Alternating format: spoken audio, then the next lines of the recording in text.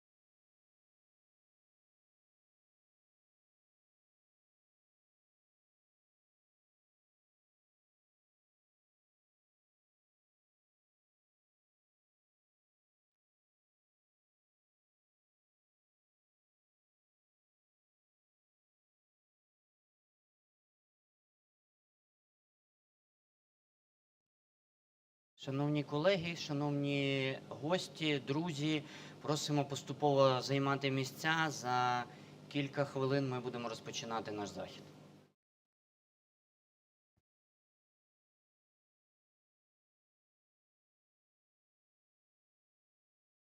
Все чутно.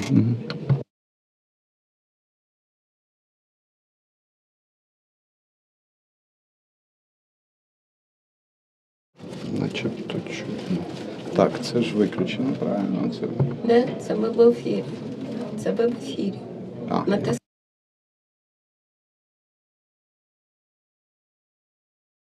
Окей. Ага.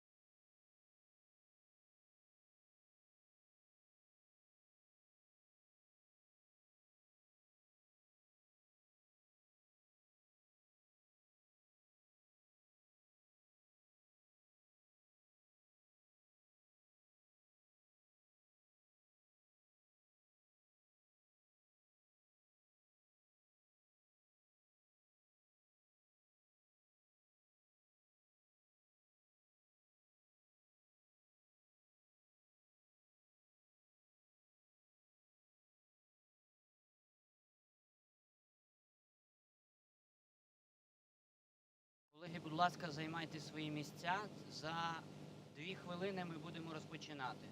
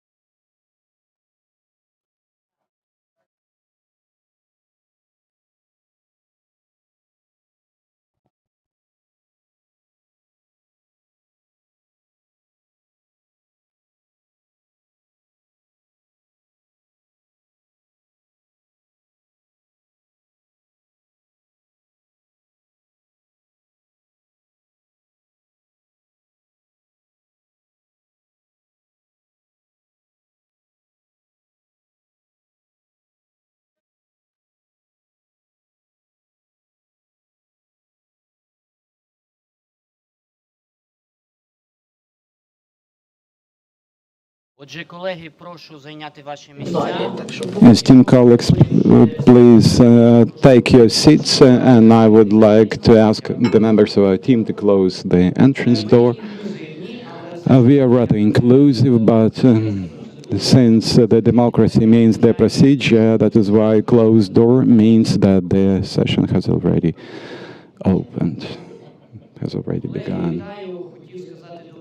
Esteemed colleagues, I would like to welcome you. I would like to say good day, but unfortunately this day is not a good day, but I'm very much grateful to you for finding the time to join this conference, which is called Transparency of the Верховна Рада and Parliamentary Diplomacy in Wartime. This event is organized with the support of the USAID, and it was our pleasure to invite all of you to discuss the work of the Ukrainian parliament, what kind of things should be improved, what kind of experience should be gained, what kind of lessons should be taken with us for the future activities, and how to preserve the current democratic processes, reinforce them in order for us to be able to perform our role and in order for us to become a full-fledged member of the European Union, since you know quite well that it also envisages very powerful state institutions with appropriate functions. And this conference is dedicated to the International Day of Parliamentaries, which was celebrated on June 30. And there was a little bit of shift in celebrating that significant day, but all that period of time was dedicated to our information campaign, to some other discussions which were held actually, and the main topic of them was the role of the parliament and the role of the parliament in the wartime. Esteemed colleagues, before we open this session, since we all know that this war has been on the way for many years, we have some casualties and people died today, and let's raise and honor their memory.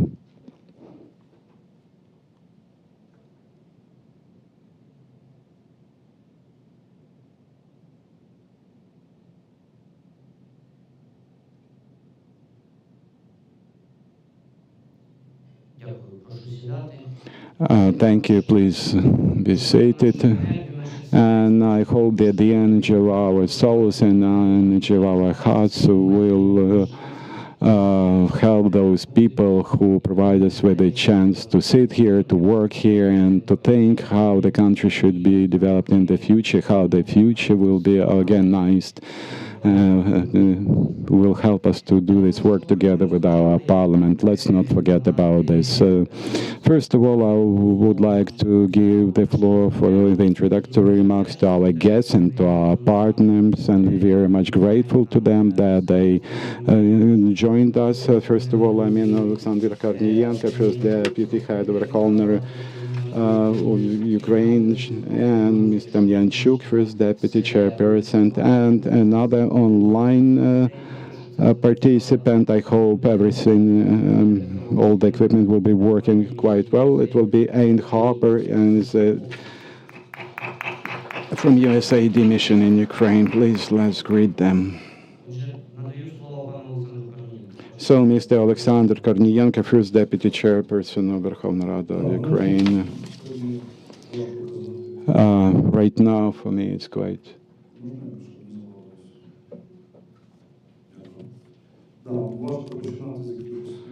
It's very difficult to start with some kind of general words, because we all know what was going on, and making use of this opportunity, we can see that there are a lot of Ukrainians, there are a lot of diplomats, and there is a huge threat that there is actually a constant fight, and there is actually a warning from the Office of the President of Ukraine. And before we start our session, before we start speaking about the transparency of parliamentary diplomacy, about finding the consensus with our partners and how to reinforce the foundation of Ukraine, because we cannot guarantee, considering the current attack and all this wartime, we do not have any guarantee that Верховна Rada will be able to achieve this goal. And I hope very much that Верховна Rada will not fall under the strike of the missile, especially when we have all the deputies of the parliament sitting there. That is why this day, first of all, we faced another issue, the issue of security, how to close our skies from the attacks, and it means that we need the assistance of the international society and international community to help us with this. It's not only about talking about transferring weapons, transferring some kind of anti-missiles weaponry and so on and so forth, about protecting our citizens and our cities, protecting our states and governmental facilities located in the city of Kyiv. Speaking about parliamentary diplomacy, we welcome the initiative of the colleagues from the European Solidarity, who will be able to speak later on, and the joint text actually was worked out. Mr. Demyanchuk is sitting here, and this is a text of the statement. Actually, right now, the members of different factions in the parliament and parliamentary groups have been working on this draft text, and right now we don't have many options for the parliamentary diplomacy, because all the establishments of the authorities have some kind of vacation period. I mean, we do not have any assemblies being held, but anyway, right now we have the Верховна Рада actually has the opportunity to voice this issue before the NATO summit, and in NATO summit there will be a parliamentary section which will not be rather official, but anyway, the representatives from different parliaments will participate in that, and I believe it will be one of the examples that will help us to coordinate the positions.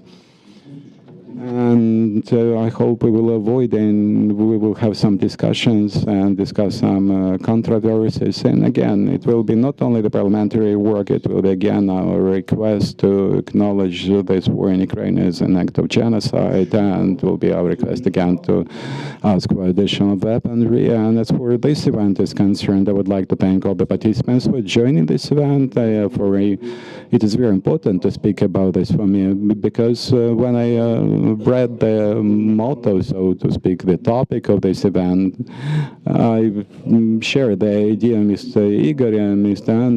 Andriy, those people, and as well as people from Brussels and from Internews. I would like to thank them for choosing these two topics, actually.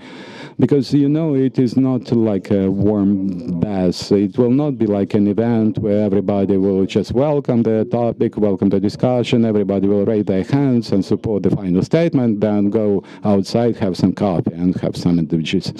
I think we will have today quite a lot of interesting interventions, interesting statements, and we also need to understand that these two topics, I mean, the topic of transparency is not empty anymore. We know that some movement ahead was made, and actually I think the journalists who are present here also will have some questions about this. And as far as parliamentary diplomacy is concerned, there are also a number of topics in parliamentary diplomacy issue that will be raised by the participants. At the same time, on the basis of my experience, and since the beginning of this large-scale invasion, we see a lot of people being involved in parliamentary diplomacy, and more people, their number is growing, and some of the directions and areas parliamentary diplomacy were, so to speak, recovered, basically. Unfortunately, we do not have enough resources, actually, to deal with all the topics, with all the issues, not enough members of the parliament. We have a lot of capabilities concentrated on 2 or 3 main directions. That's how I describe that. First of all, the work in the European structures, I mean the Parliamentary Assembly of the Council of Europe and Parliamentary Committee of the Associations, and basically our interactions with the European countries, with the members of the European Parliament, although things play a very important role, because it also means complementary assistance, as well as the possibility to create some interparliamentary agencies, committees, structures that will definitely help Ukraine in its work. And these issues, I'm quite sure, will be discussed here as well. The second direction is, which plays a very important role, is on-site parliamentary diplomacy, because quite a lot of members of the parliament, heads of parliamentary committees, heads of parliamentary assemblies, leaders of different European states, different ministries may have made a lot of visits to different places, and Верховна Рада actually has finally become the place where leaders from different countries can make their statements addressing Ukrainian people. And sometimes we had even cases when we had several visitors, foreign visitors, on the same day, so the agenda was rather tight. And another important direction of our activities, the work with our support coalition. The number of the members of the coalition is growing, and then was Switzerland event, and we had some issues related to the weaponry, Then there were some discussions on lobbying our interest in the United States of America. And there were different initiatives that received quite a lot of support from different members of different parliaments. As far as transparency is concerned, of course we are moving forward. I think Mr. Yaroslav will tell you more about our activities in this area, in the area of transparency and ensuring that transparency. And of course, security conditions in the governmental part of the city are still pretty much observed. There are some limitations, of course, in terms of movement of people. But anyway, we finally opened the third floor in our building of the parliament. That floor is for the journalists, but of course there's kind of advantage, so it's a positive thing. I do not think there are any negative issues related to that. I think the Secretariat of the Parliament will provide you with more information about this. We have a number of tasks, several tasks that should be still completed.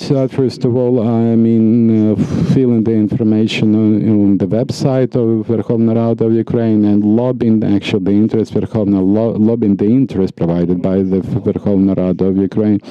Of course, there are some technical issues normally that arise from time, that emerge from time to time. And of course, this kind of work is also very much followed by the organizations that are involved in the control of the work of Верховна Рада of Ukraine. And of course, a lot of work should be done about the number of participants in every session of Верховна Рада, how many deputies attended, how many skipped the session.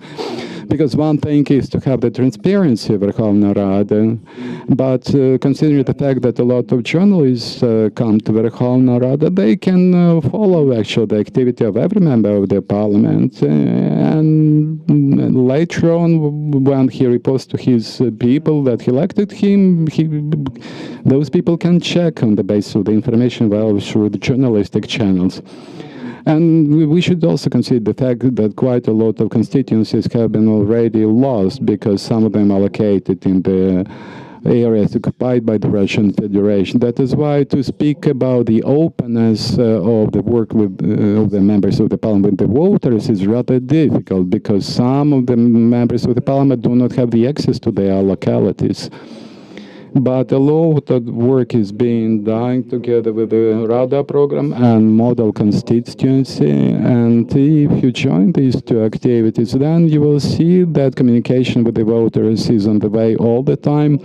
For example, the Committee on the State Power, Ms. Olen is a chairperson of that committee, and the Committee on Legal Policy also has been involved in this issue a little bit. Political committee, and there are some other committees which are also involved in this process, and it's very important when those people that when the experts like or the representatives of different communities, for example, law enforcement committee had a number of trips. If I remember half a year ago, I don't remember exactly the localities that the members of that committee visited, but they made those visits. And it's very important to have this kind of communication with the local communities, with the representatives of NGOs. And when people can actually ask directly the members of the parliament different questions, raise their concerns. And as far as I remember, some of the committees dealing with the local self-government, they receive some results actually. In the base of their communication with the voters, they raise some initiatives which are later are included in some of the draft laws, and which are very much needed for the local self-governance. Well, at the end, I would like to say that we still have a lot of questions related to the system of transparency, openness, related to the diplomacy as such, but there are some indicators, there are some results of certain surveys which were carried out that provide us with the information to discuss, to raise some questions, and probably I believe that by joint efforts until the end of the Parliament of the 9th convocation, we still do not know when will be the end of this 9th convocation of the Parliament. We do not have the specific term for that, but anyway, our work can be improved and should be improved. And we also when we know exactly when the elections will be held, when we know the exact day of those elections, I think anyway we should discuss this issue in the parliamentary hall. And we need to vote for transition package of democracy, which will help to avoid the mistakes made by the parliament of this convocation. Probably we'll get back to the parliamentary presidential republic according to the agenda of 2007, which was cancelled by Yanukovych together with the political reform that was initiated in 2010. Probably there will be a separate law on opposition. The discussion about this is on the way. And there will be a code issue, how the discussion is on the way right now. Some draft laws has been registered right now with MDA colleagues. We discussed the law on political parties, probably the first reading of that draft law. And all those draft laws aim to improving the environment, political environment in Ukraine, and lay out some kind of foundation basics. And I believe that sooner or later we will eventually start discussions around all those initiatives, legislative initiatives. I'd like to thank everybody who have been supporting the Parliament for all these years, who provides aid to strengthening of parliamentarism in Ukraine for all these years. I am a member of the negotiation team on the Ukraine's association with the EU, and I've found out that members of other parliaments, during our foreign visits, they approached us and keep saying that we are very much surprised seeing your courage, seeing what you try to achieve under all these circumstances.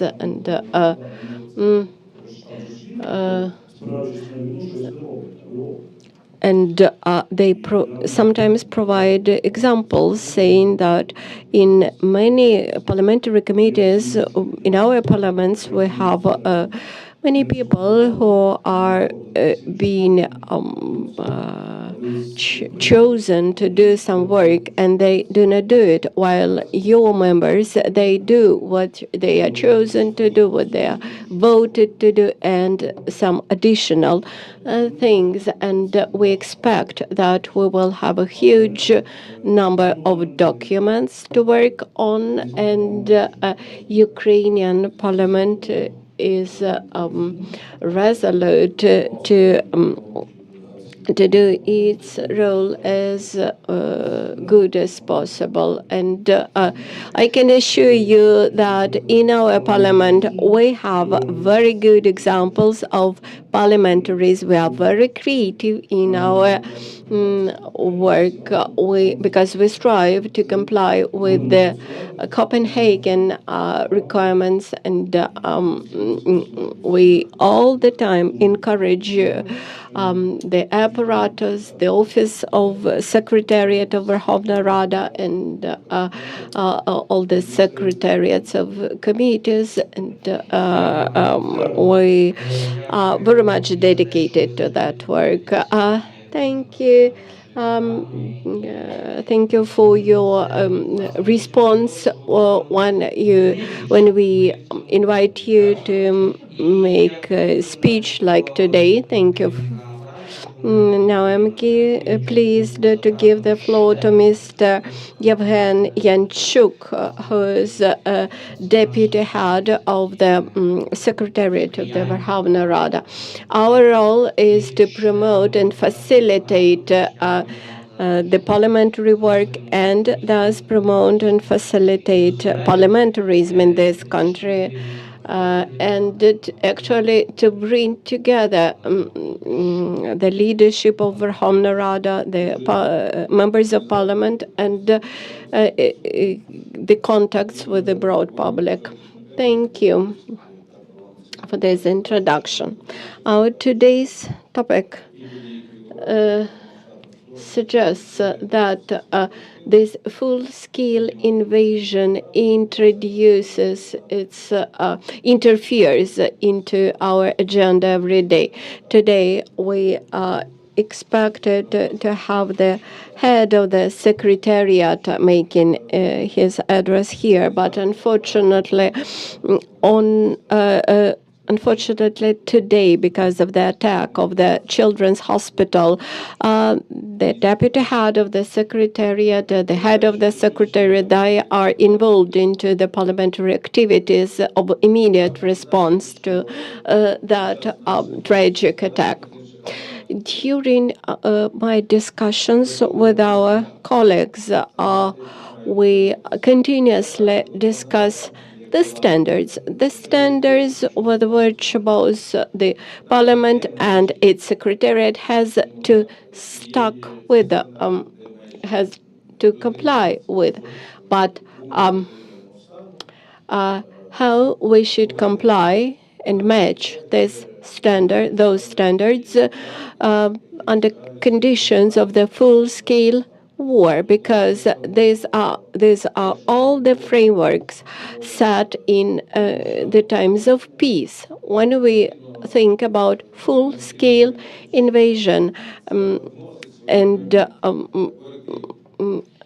think about standards and rules that we apply, we clearly see that the latter should be adapted, should be slightly changed to meet the requirements of today. But nevertheless, I can assure you that the strictest standards are complied with. From the very beginning of the full-scale invasion, immediately upon approval of the martial law decree, the Parliament has introduced new rules of procedure, first of all, and new documentation circulation rules. That is a possibility of remote access to our work for MPs and Secretariat. As for the transparency and website of the Verkhovna Rada, these past 2 years had shown that the website of Ukrainian Parliament remains one of the most visited, even maybe the most visited website of the world parliaments, and the second most visited parliament in the world is the Parliament of the United States, although the difference in population between Ukraine and the United States is big. When we look at the attendances of a website by Ukrainian citizens, we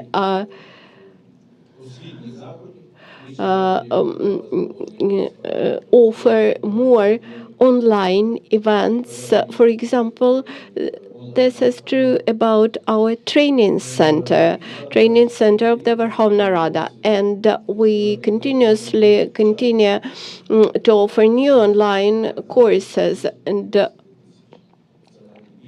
as of now, we had responded to 50,000 different information requests which had come to our website. When we discuss functioning of media under martial law, this is perhaps but a question to the Information Policy Committee, but still I can assure you that we never miss an opportunity to communicate with the media. If you look at the resolution of the Verkhovna Rada from September 6, 2022, which resumed regular press briefings and not public hearings, but consultations with broad public, they were restored since that, and you can find all the materials on our website. When we think about parliamentary diplomacy, the previous speaker had briefly mentioned about that. I would suggest to look at the statistics and at the quantities of, for example, numbers of foreign visits. And during the last 2 years, we clearly see that the number of foreign visits and international contacts has doubled against 2 previous convocations of the parliaments. That was about diplomacy. It was about diplomacy because we have here 2 pillars of the parliamentary openness. This is the transparency and openness and diplomacy. When we come to institutional capacity, here we may recollect that because of the full-scale invasion, we had to make sure that people have remote access to all the information, and that the Verkhovna Rada is able to analyze draft laws and inform broad public on the scrutiny procedure for pieces of legislation, etc. That is, we all the time keep an eye on the proper access for broad public to the draft laws which we have. Today, when we have open negotiations with the EU and we are establishing working groups with participation of the president, of the members of parliament, the speaker, vice speakers, etc., and we continuously keep an eye on what's going on in this area and contribute as much as we can. Thank you, Artem. I would like to advertise about our survey and research which was based on that survey. They reflect major facts about the work of the parliament during full-scale invasion. You also can look at it and make your own conclusions. Rather, the next generation program is possible due to generous contribution of the American people. That's why I'm happy to give the floor to Ms. Ann Hopper, Deputy Director of the Office of Democracy and Governance of USAID Mission in Ukraine. We are looking at you and hope we will hear you. Please.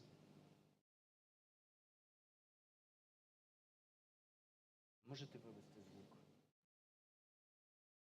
Sorry, we can't hear you. We will check the sound. Можете вивести звук?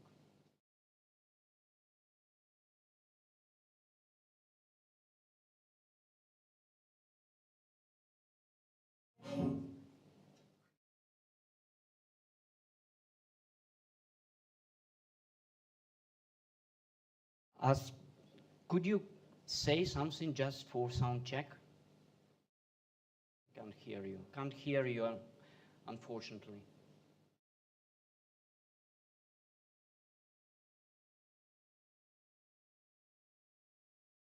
Я, на жаль, не володію так досконало англійською мовою, щоб читати по губах, тому нам все ж таки прийдеться.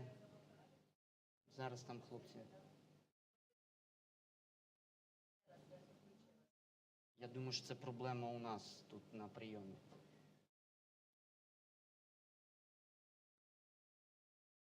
Zoom. Perhaps this is our problem. Perhaps this is the problem from our side. Let's try once again. Let's try once again. Of course, we have plan B, but we would like to apply our plan A first. Бачите, в яких умовах доводиться працювати не тільки парламенту, але й конференції. And you can deduct from this small incident that we work with big difficulties when it comes to involvement of stakeholders. Dear colleagues, within 1-2 minutes we'll be able to fix the problem, then we will continue. If within 2 minutes we are unable to fix the problem, then we will apply our plan B.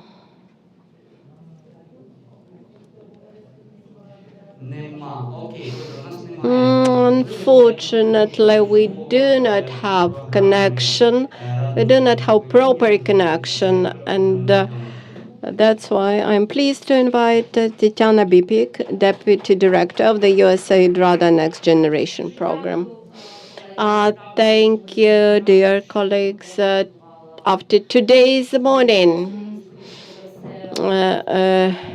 my previously prepared speech had become a bit devaluated, and I am a bit nervous. I, of course, have not add much to what previous speakers had said. During those 2 years past, the program developed very proactively. And as of today, for Ukraine, the biggest issue is the war and the whole existence of Ukraine, and of everyday operation of its institution is under big pressure. But nevertheless, we observe growth of authoritarian tendencies everywhere in the world. Postmodern world, which was peculiar for its development of well-being, increase in freedoms and individual freedoms, had exhausted the possibilities for them further growth. This decreased the possibilities for societal oversight and control. And now we have to defend the democratic development in our own countries. Flourishing anti-democratic propaganda has challenged many issues like progress and innovations. What should be the role of Parliament in contemporary world? The Parliament was and is a good mediator for the development of society. It is a very efficient communicator and not the source of narrations, but also somebody that hears. And very important is to preserve connection with the voters after election. That is what Alexander mentioned about model constituency project. And we continuously work on strengthening relations between voters, constituencies, and their MPs. What should be the further trend for this work? Of course, new legislation, but also we should add legislative supervision and parliamentary oversight, because we have many good laws, but parliamentary oversight is the key to their successful application. we strongly believe that the major preventive tool for authoritarianism should be enlightening of citizens, of people, and involvement into political life, those layers, young people, women, etc., who haven't been participating in it before. And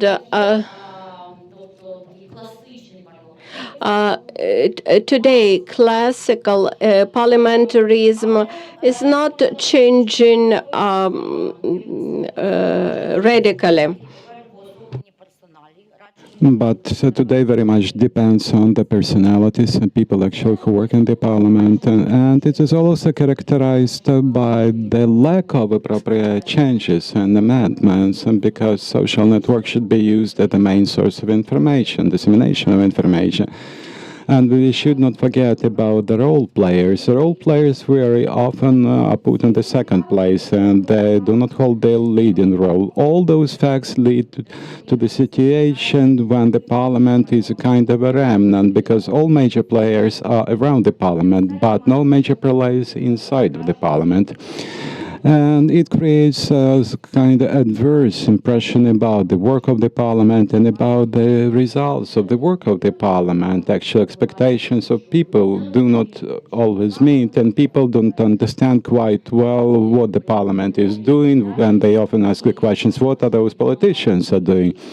And we need to understand what kind of systematic mechanism and tools should be used by us in order to bring the voters closer to the work of the parliament, to get them more involved in the legislative process, and to get them more involved in the process of communication. As a result, actually, of all those facts, we can say that democracy doesn't need the current resources and the current structure of the rule of law. And there is a need for better and well-managed processes that will be able to ensure the consistency of work control and the possibility for the people to be heard and to be listened to. And we should not forget about the origin of the word parliament, which is French origin. And parliament means not also the discussion inside the parliament, but the discussion with your voters. And it is very much needed to have enough resources for the development, for the work of the parliament. And it doesn't mean only the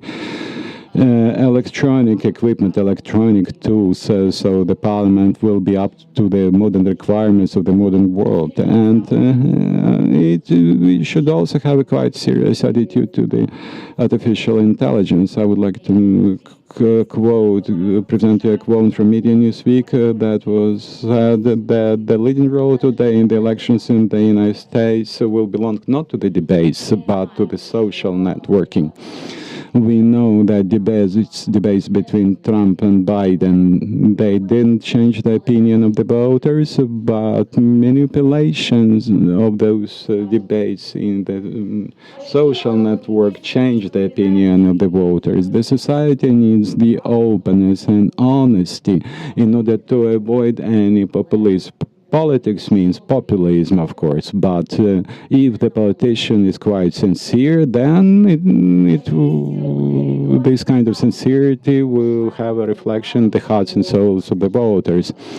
And we should not forget that the state authorities and state power means the protection of the citizens, of the voters, and the voters should realize and should know this. So that is why when we speak about transparency and openness of the parliament, it should be also characterized by some physical features.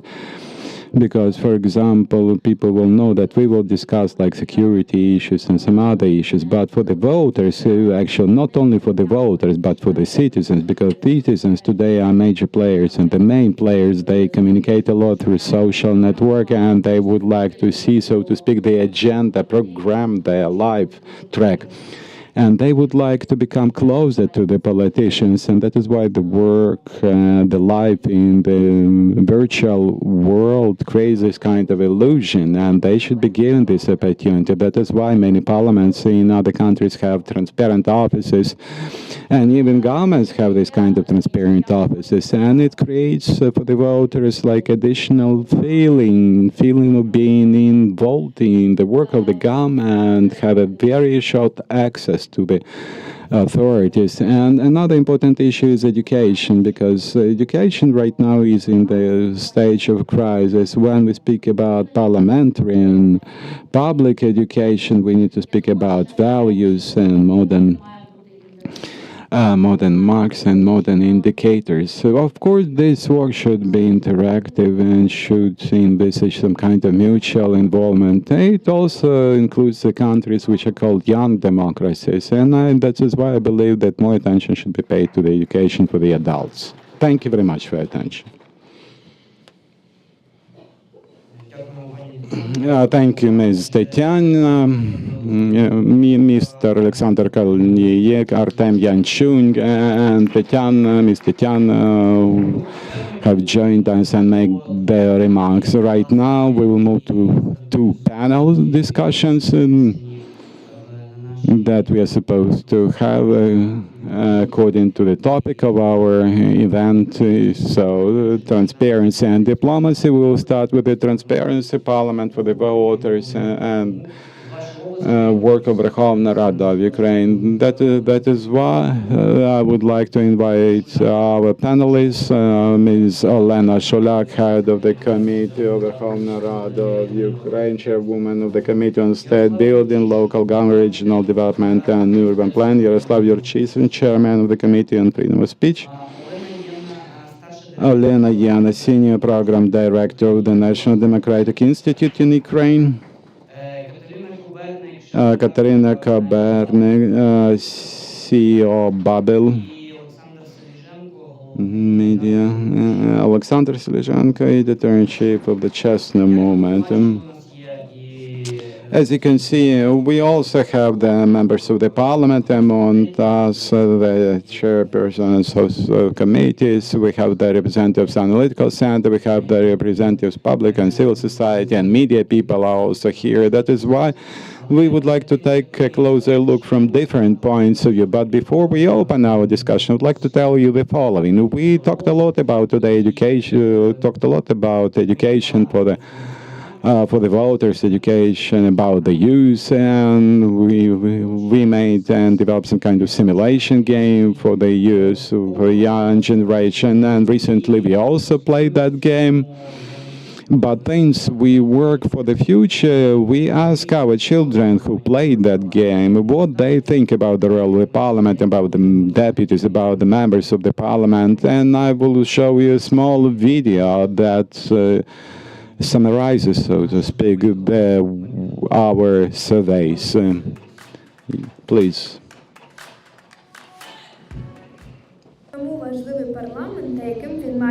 Why the parliament is important? Parliament is the place where the laws are adopted, which regulate the life of the society. That is why the parliament should be democratic and transparent one, and the members of the parliament should be honest, open, and smart. Parliament is a platform for the discussion of very important issues of the national policy. Parliament should reflect the diversity of the society, including the representatives of different regions, different groups, and genders. Inclusiveness ensures the consideration of the interests of all people. Parliament should be like this. Well, Parliament, first of all, is the representative body of the citizens, should be transparent, open, and independent.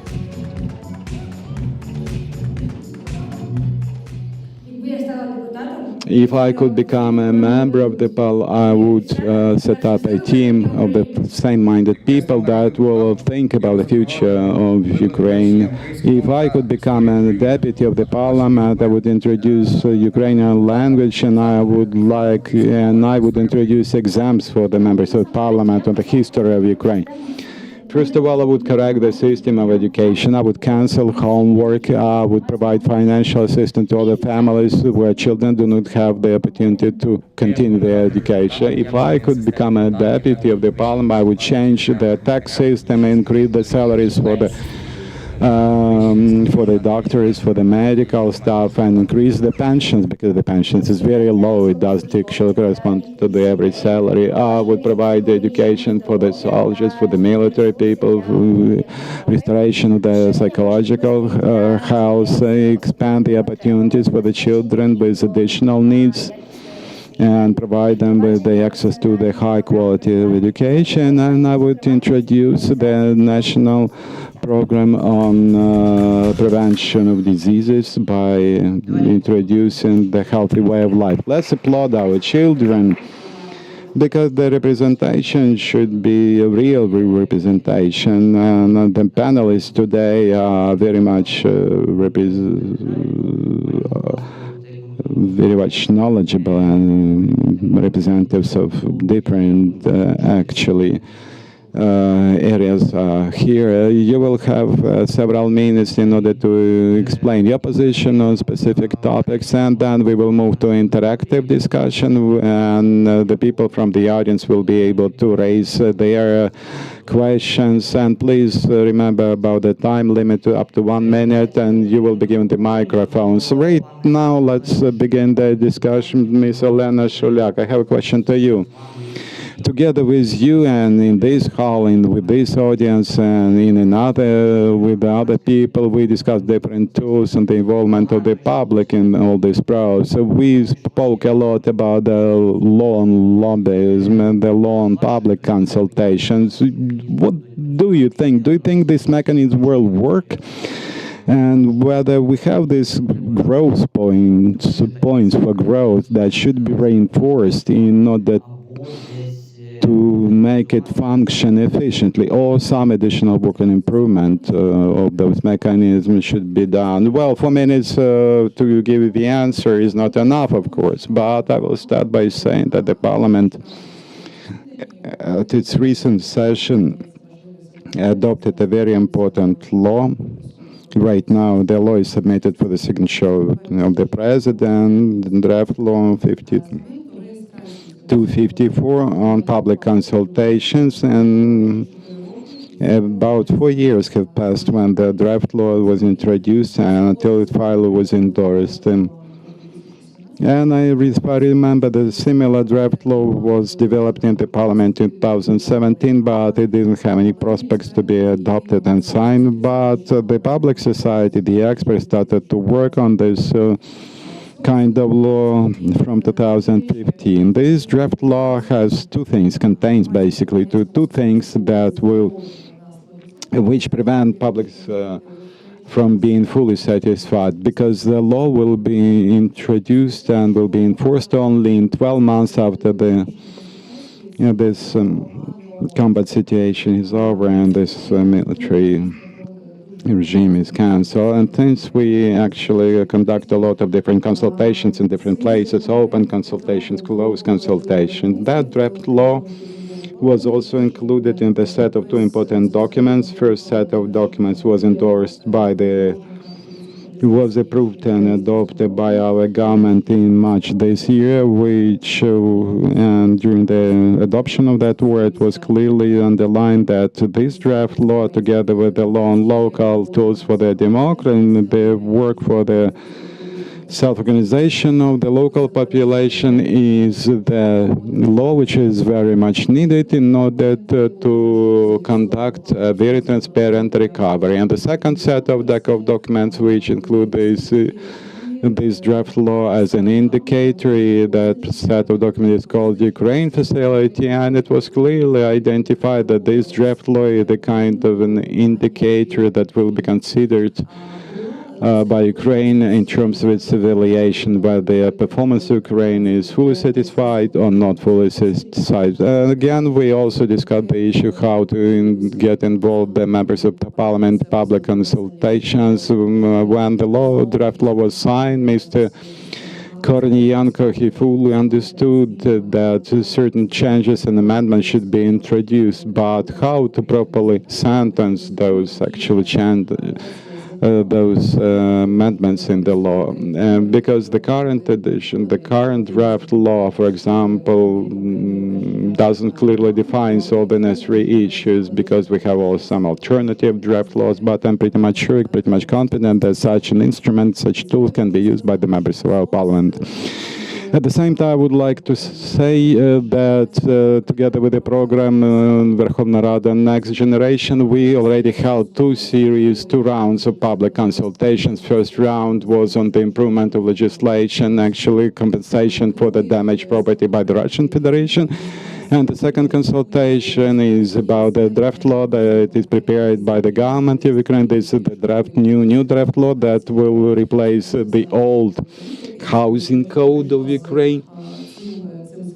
And you know that I brought with me this kind of a statement, this kind of a conclusion, and provided we have a good moderation, we managed to answer almost all the questions that were not considered in the first governmental draft of this law. Then we provided our information to the Prime Minister, to all the relevant ministries of Ukraine, and I'm quite sure that we will be able to work out not only the new frame of the housing policy, but for example, we identified that also e-housing, e-apartment is not working for some of the layers of the population. Some changes should be introduced in certain resolutions of the government, and the program should be expanded for relocated individuals. And the third round of consultation that will be held by our committee will have to deal with the new legal framework for the foundations of recovery. Not everybody is aware of the fact, but the Ministry of Recovery, Ministry of Reconstruction had a working group working for 3 or 4 months,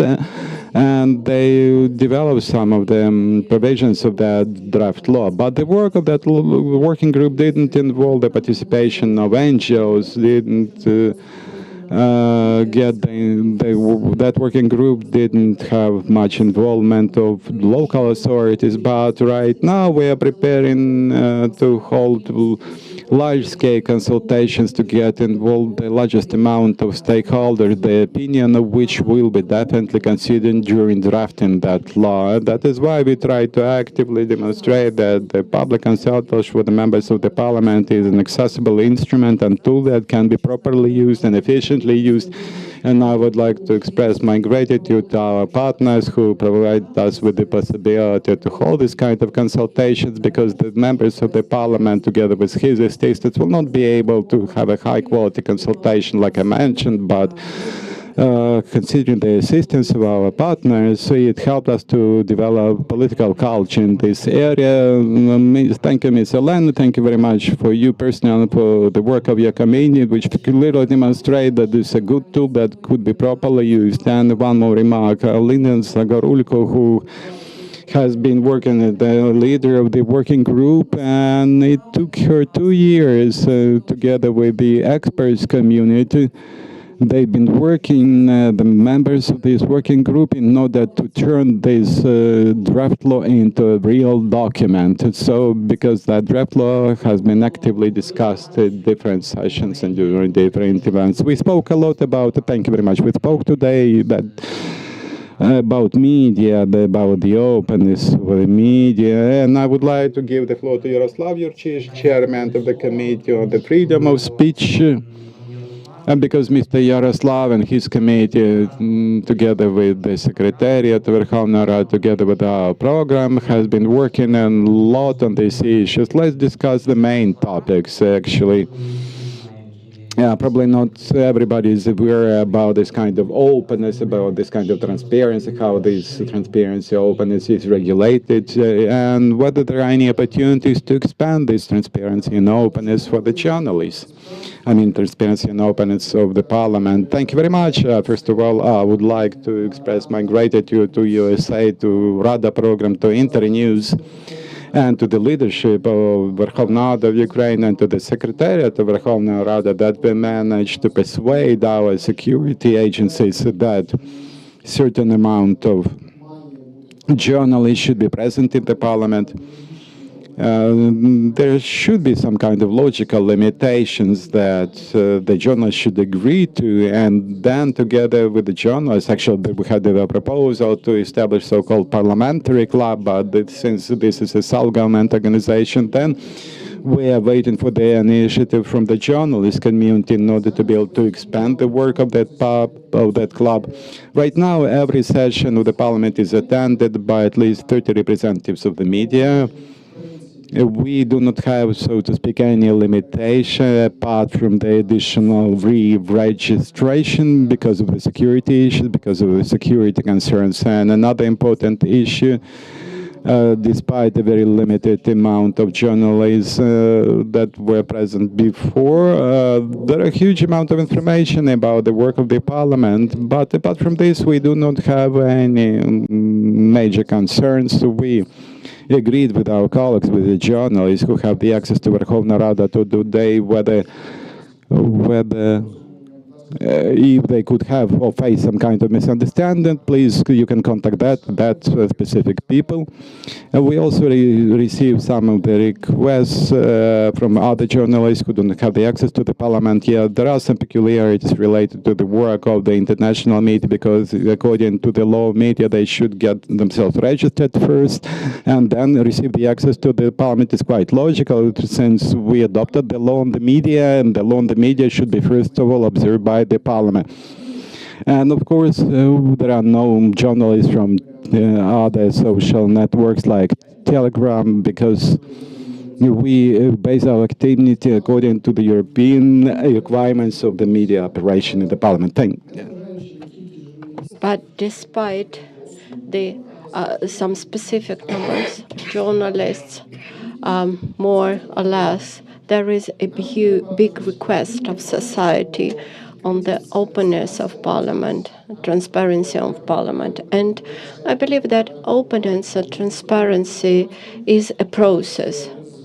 And now, maybe many of you know that the website of the Верховна Рада is one of the most convenient for users. I'm very grateful to Mr. Sidorenko and his team who go on with the improvements and make it even more convenient. But I would suggest improvements in some procedures. For example, publication in advance of agenda for both for the plenary meetings and for some committee sessions. That would definitely increase transparency of the committee's work, or get ready for the plenary meeting. And let us look at this situation. What is more important for the experts in this room, whether to get ready for this session and its agenda, or just to mention in the news that something is going on in the Верховна Рада. I believe that revival and resumption of public consultations after the first year of full-scale invasion, it was a challenge. And we should more carefully plan these consultations, because when we hear a bit odd suggestions on those consultations, we feel surprised. On the other hand, if we speak about transparency and openness of Ukrainian parliament, and especially when comparing this transparency of Ukrainian parliament against the European ones, we clearly see that we are rather good in transparency. The only thing is to offer better better product, so to say. Not all MPs are keen to go on the third floor where the press center of Verkhovna Rada is and to speak to the journalists. But we perhaps should think about regular meetings with mass media, and thus make this communication and coverage of the parliamentary work more regular in the public space, especially when we discuss security moments, and we should strive to cover all the legislative work before public, that is, submission of the initiatives, discussions in the committees, and the amendments. We would like to see the law enforcement committee work more open, etc. And I would like, nevertheless, emphasize that the leadership of the Verkhovna Rada and some committees, they are very keen to strengthen transparency and openness of the parliament. I agree with you that the access of journalists to the parliament is better now when we have brought together all the puzzles of the pieces of this puzzle. We now can see that the situation is improved. Now, I would like to invite the microphone representative of the international think tank in Ukraine. You deal with the development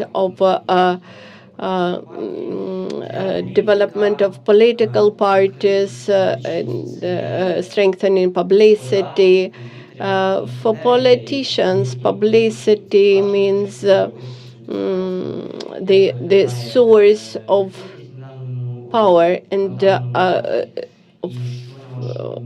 and energy. How do you think what should be changed, what should be improved, how we can do this actually better under the full-scale invasion conditions? Olena Yena. I fully agree with you that today it is very difficult to forget for a moment about the morning events. Nevertheless, I would like to thank to our partners from civil society, from the parliament, and our sponsors that today we can discuss this big societal infrastructure to which parliament is a part. I believe that one of the biggest achievements of Ukrainian parliament is its continuous work under martial law from the first day of the full-scale invasion. Maybe some countries would not be able to do that. Our organization, the National Democratic Institute in Ukraine, carries out surveys, and recently we carried out one such survey once again, and 93% of Ukrainian respondents wish Ukraine to become a full-fledged democracy. They want fair elections, transparency of government, accountability of government. That is what Ukrainians mean under full-fledged democracy. We have been doing such service since 2016, and never we saw such a indicator is 96% of respondents voting for full-fledged democracy. I believe that one of the biggest challenges for the Parliament today is transparency, because it is closely interconnected with the level of trust to the Parliament. Ukrainian Parliament is not unique.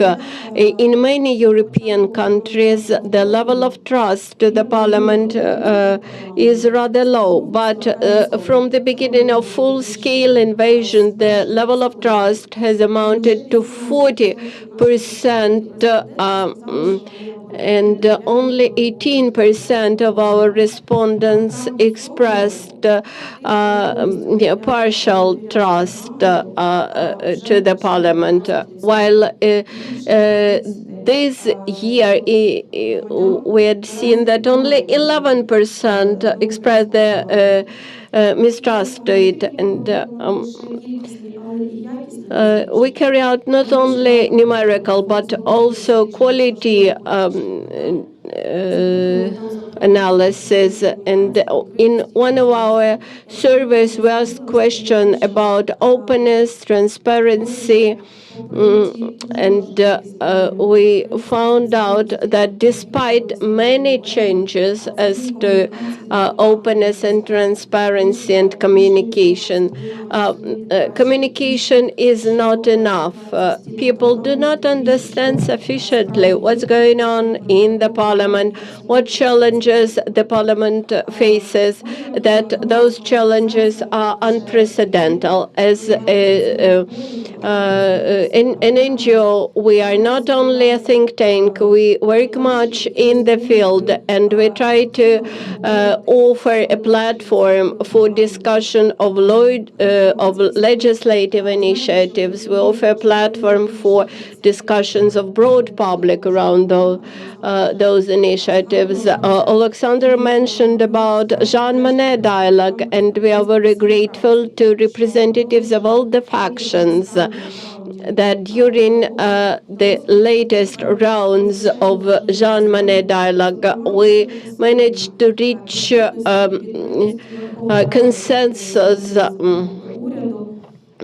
about strengthening openness, of restoring openness of Verkhovna Rada, bringing back, for example, the parliamentary hour for the government, and thus the government, thus the Parliament can resume its work with journalists and with the government, and actually with all the branches of power. We continue to assist public to contribute into discussions about new legislative initiatives, like, for example, the draft law on political parties. Recently, we had very broad discussion in the, with a broad public about financing of political parties, and the International Bureau on Political and Human Rights. They contributed very much to that discussion, although the discussion proved to be rather difficult. But we have to move forward. We do not understand, we cannot imagine when the new elections will become possible, but without political parties, democratic life is not possible, and public funding of political parties is very important for functioning of political partners. Together with our partners and stakeholders, we discuss a passage of the ethics code. And during our focus groups, which I mentioned, we found out that without work with people, without explanation of why that is important, what is important in the parliamentary work, we understood that the parliament would not increase trust among population. Thus, ordinary people who more read telegram channels than watch TV today, for them it is difficult to imagine what the parliament does on an everyday basis. And one more thing, the challenges of war, they may shift the focus slightly, but the issue of inclusivity remains as a high priority for us. That's why we continue to implement Istanbul Convention and work on equal representation of men and women in the parliament and in the local governments. Then huge numbers of victims of sexual violence in result of the war.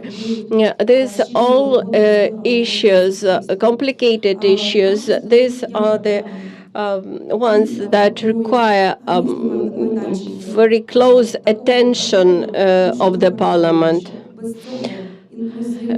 Without the inclusive dialogue, neither parliament nor broad public will be able to reach agreement. You mentioned something about 93%. 90% of respondents among nationwide survey held by the National Democratic Institute in Ukraine in May, they said that for them it was important that Ukraine should become a full-fledged operational democracy. I think the next item in our agenda should be media and other organizations. I'm happy to introduce Katarina Kabarnik, CEO of Babel.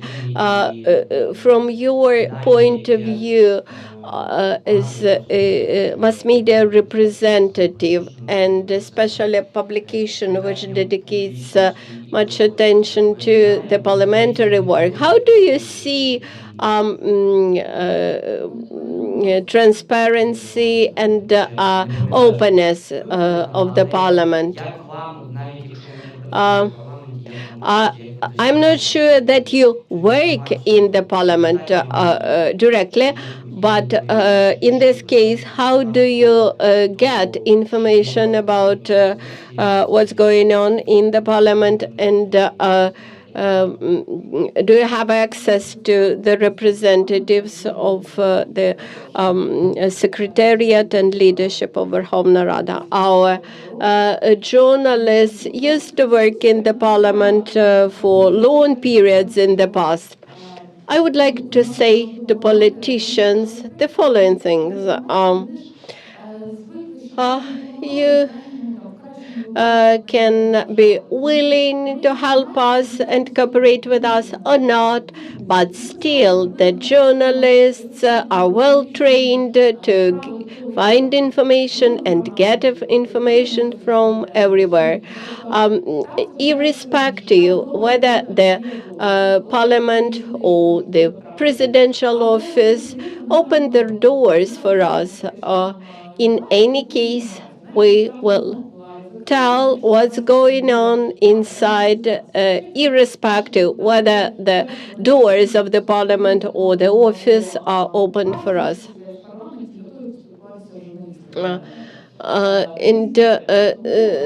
Sometimes we can always find members of political parties and factions in the parliament who are eager to speak to the journalists. I'm a person who work with internet. You mentioned that our website of the Verkhovna Rada is one of the most attended parliaments in the world. And now my question to you, why? And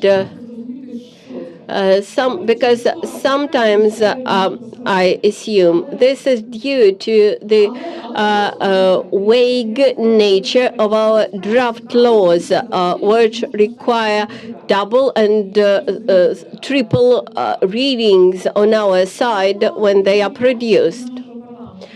Actually, I have no problems with access to the parliament and with its openness. Actually, the openness of the parliament is not a matter of the open doors. It seems to me that, unlike in previous convocations, the competition in the parliament between different political forces has dropped. And due to that, the politicians are less eager to be open to compete with their rivals. There are a lot of questions that you need to ask the members of the parliament when you meet the members of the parliament, but all of a sudden you receive some kind of guidelines from the office of the president. It is a problem because parliamentarism means a little bit different thing. It means the competition about the competence and competition on the political ideas. So it should not be designed in the office on Grushevsky Street. A lot of things are being handed down from the office of the president, and that is why the parliament is being a little bit closed from the public, from the media. And when you have 450 people, well, officially you're supposed to have 450 members of the parliament MPs, and then the access to those MPs should be more open, should be more accessible for the public. But if you have 50 people who have the information, then you have pretty good chance that that information will never be distributed to the public. That is why I believe that if more important issues are being discussed and resolved in the parliament, then at the end of the day, public will be much more satisfied and will be much more happy to see the final results of the work. And the second thing, which is quite important for me, I'm not speaking about the access as such. We do not end the parliament right now because we have good communication channels with the members of the parliament, and we have the opportunity to receive this information using different means of using different channels. But in our professional, well, I have some concern about the professional level of the deputies, of the members of the parliament, because very often Parliament sometimes deals with the issues which are, so to speak, at the average level of importance, and some of the draft laws which are approved by the Parliament are not even explained to the Parliament why the draft law was needed, why it was approved, and it has to do not only with the major party, with the leading party, with the opposition, because quite a lot of cases when people do not know about the provisions of the law, and many deputies of Parliament also say that we will revoke our vote for the draft law. This kind of part of the work of the Parliament that can never be distributed, can never be seen by the public, but unfortunately, because of the work conditions, because of the lack of the competition, the professionalism of the members of the Parliament is not growing, because we know quite well that many members of Parliament right now didn't have any political background before entering the Parliament.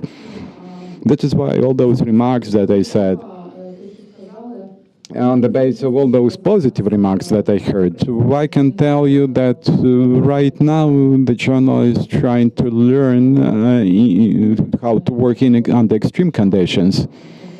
And Mr. Kornienko started his statement by saying that after successful attacks and tragic attacks on Kyiv, if the parliament would go under the ground, and journalists will not be allowed to enter the parliament. Believe me that we will get the access to the information, and we will tell the people what is going on in the parliament.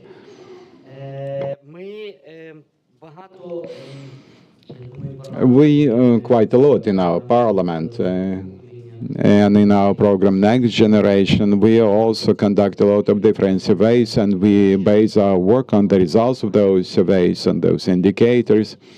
And the survey on the transparency and openness of the parliament is also being conducted. And Mr. Alexander Solizhenko is the CEO of this survey. He's together with us today. Mr. Alexander, tell us what survey demonstrates and why the website of Верховна Рада is so popular. Could you share your ideas about this? Well, today I will speak as the ambassador of website of Верховна Рада. You see, this Chestnut movement has been doing this kind of surveys every year, has been doing a number of these surveys, and Верховна Рада website is quite popular. It's not a piece of news, it's not something new, because back in last year when we were working on the communication strategy for Верховна Рада, and while preparing for this conference, we decided to use open channels of information in order to get the information about the amount of visitors of Верховна Рада website. It was about 8 million people. It was unique in the number, even unique number for Ukrainian media. But initially we had the idea that was a mistake, that was an error in error calculation. We double-checked it. We also take a look at the amount of visitors of other countries, the parliamentary websites, Russia, Poland, and we moved step by step, and we realized that our methodology should be improved, because we understood and we know that there are one chamber parliaments, two chamber parliaments, and so this is true actually, that we finally come to the conclusion that we are number one in terms of the amount of visitors, and the same situation we had last year. But what is the main point about? The main point about this is that on the one side, especially during last 2 years, we can see a growing demand which is reflected by the growing amount of visitors, and demand from the society, demand from the journalists, demand for the information, what is being done in the parliament, what is going on in the parliament.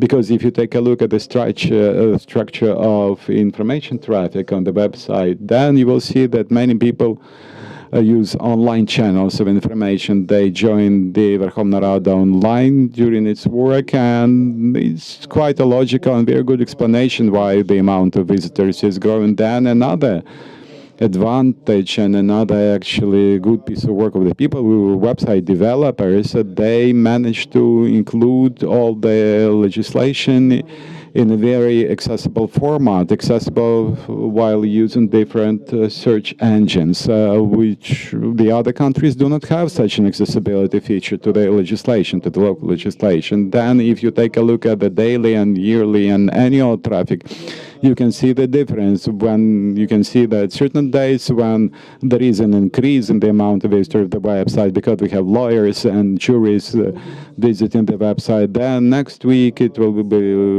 go down a little bit, and then in the weeks after that week it will grow again. And that is a big advantage of the web developers, website developers. And I would like to thank Mr. Sidorenko and to his team, the team who is working on the website of Верховна Рада, because on the basis of our joint work together for a number of years, despite all critiques, remarks that we can hear from time to time, a website of Верховна Рада Ukraine is very much useful, it's very much accessible, it's very much flexible.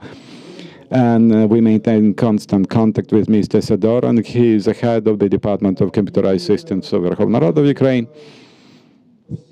And his team constantly and rapidly respond to all the requests, to all the challenges. And even recently, we discussed with him about the renovation of the website. Apart from this, in recent years, the websites were redesigned, were updated. And that was done not only at the time of this large-scale invasion, but it was done before. It is a big advantage. And if we speak in a broader scale, not only about the website, but about the access to the information, access to the results of the voting, then I can say that in our work, in our analysis, we do not only criticize the parliament. First of all, we try to criticize constructively, and we also identify positive changes and positive things which are done by the parliament. And after the beginning of this large-scale invasion, probably the parliament has turned into the dialogue site, because back in 2022, 2023, every session of the parliament started with a statement of the European parliamentarians, Mark Rutte, Johnson, and many other individuals.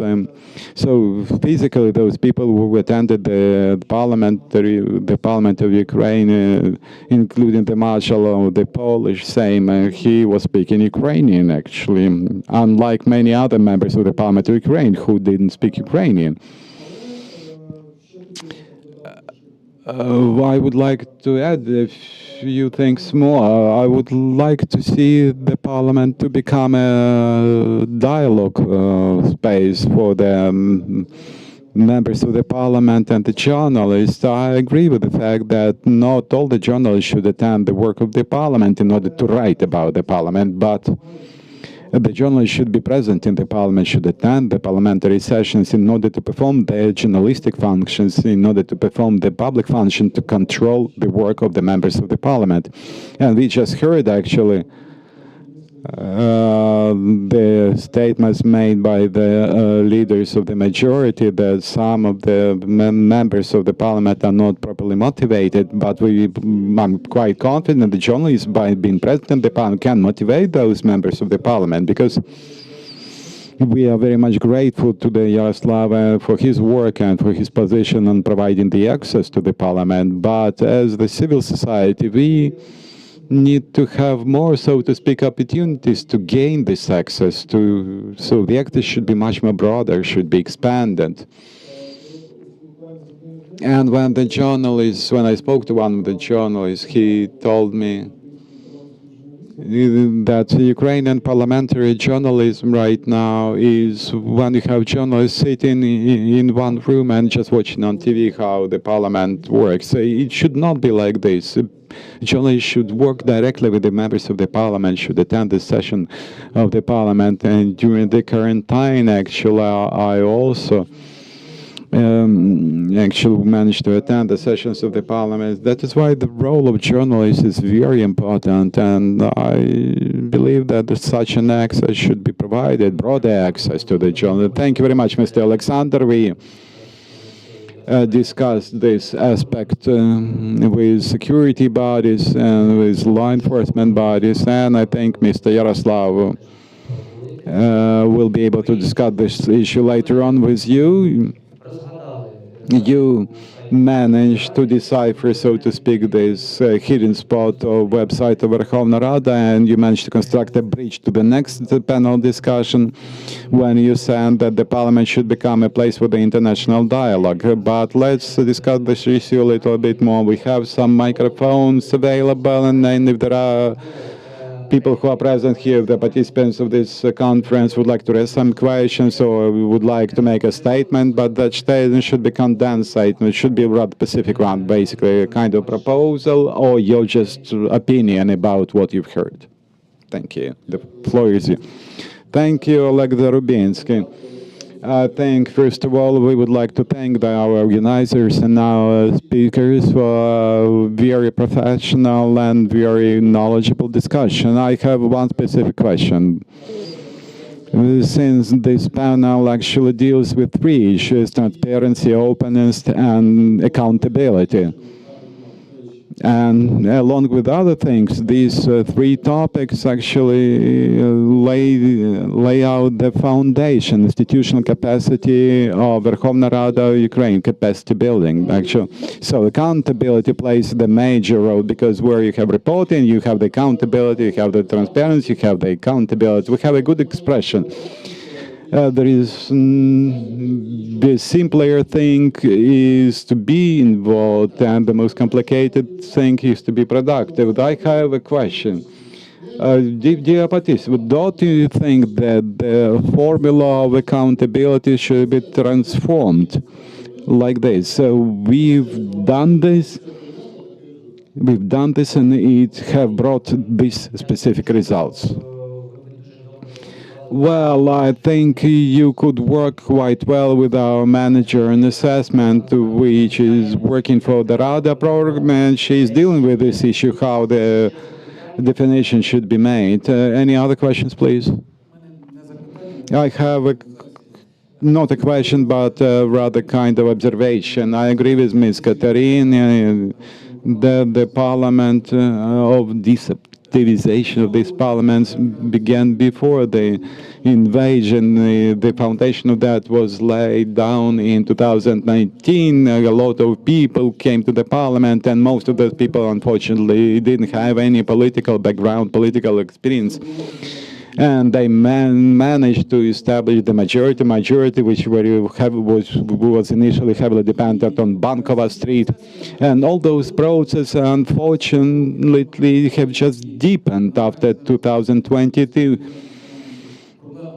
And these problems, current problems related to the parliament, cannot be explained only by the war conditions. The problems have much deeper roots, and I would like to have this conference to be held even before this day, back in 2022 and 23, because I'm pretty much conference in order to return the subjectivism of the parliament. It cannot be done under the current conditions. We need to have the joint work. We need to have the serious law played by the media, by the public, and we need to have the pressure from the media and from the public in order to get this subjectivity to the parliament. We need to let Olena Shuliak go.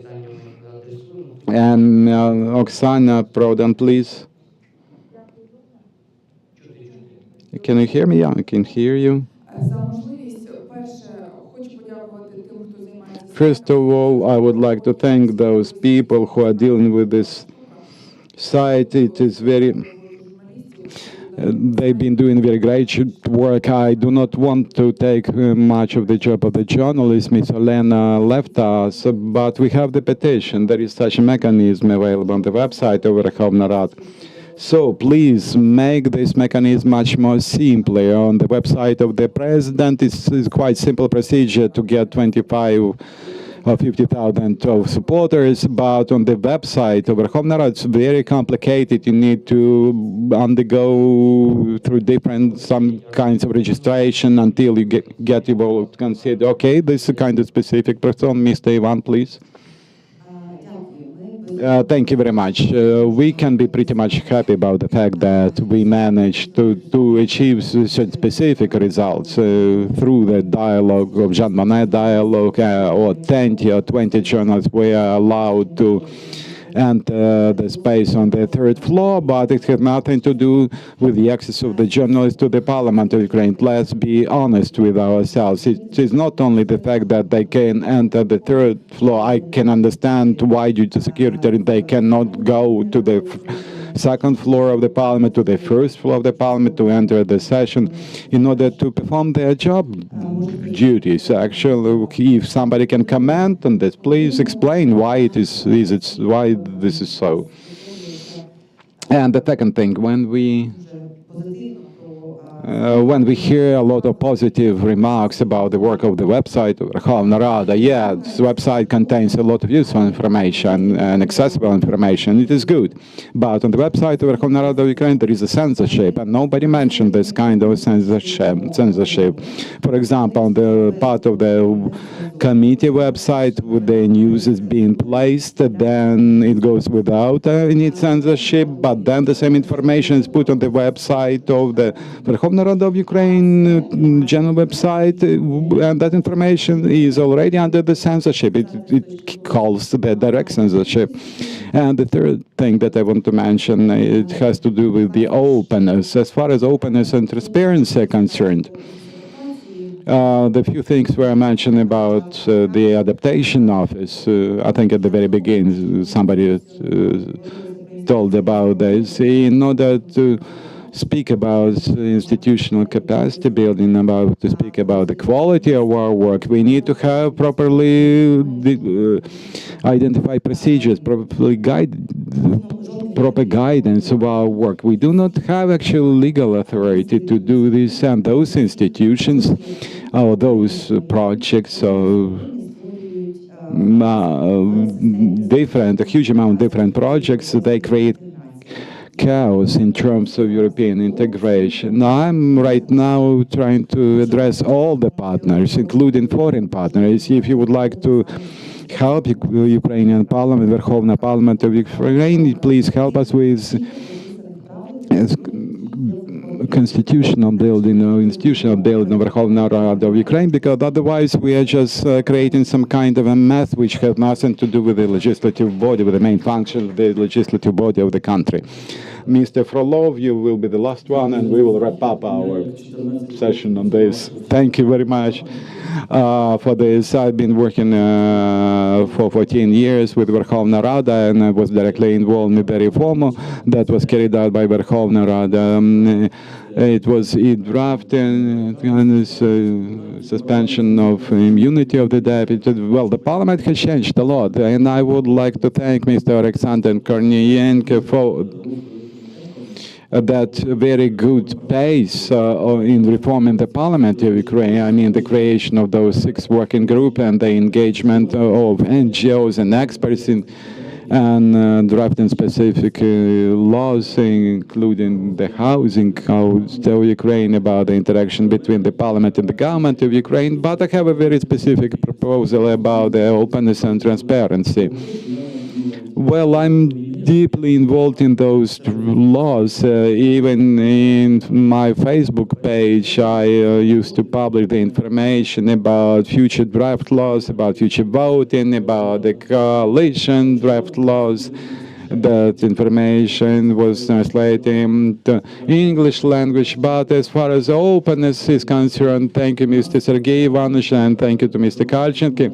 In our parliament, the public doesn't have the access to the result of personal voting of the members of the parliament in different committees. It is draft law 10/414, which should be adopted and approved very quickly, because the voting should be open and should be transparent, and people should know who and how votes in different committees. So we have 2 specific proposals. 2 specific proposals to simplify the petition procedure and to provide the access to the personal voting of the members of the parliament in different committees.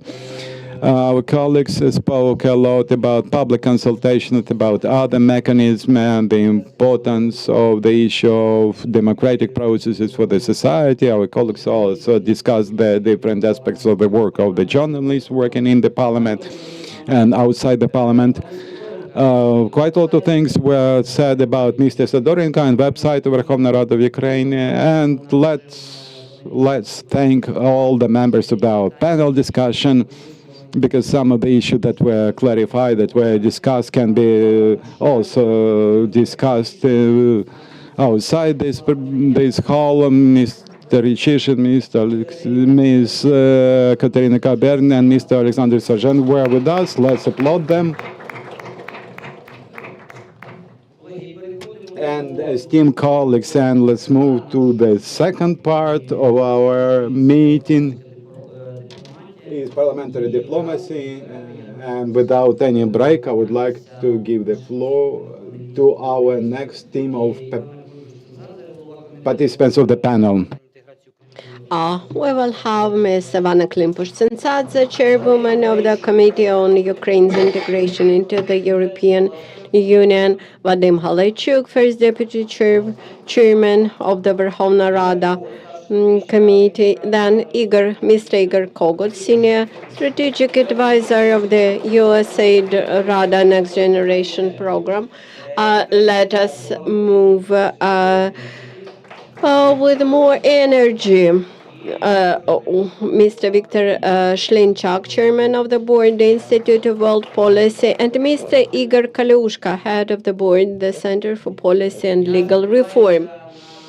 I hope that as I hope at high level of self-organization among our panelists.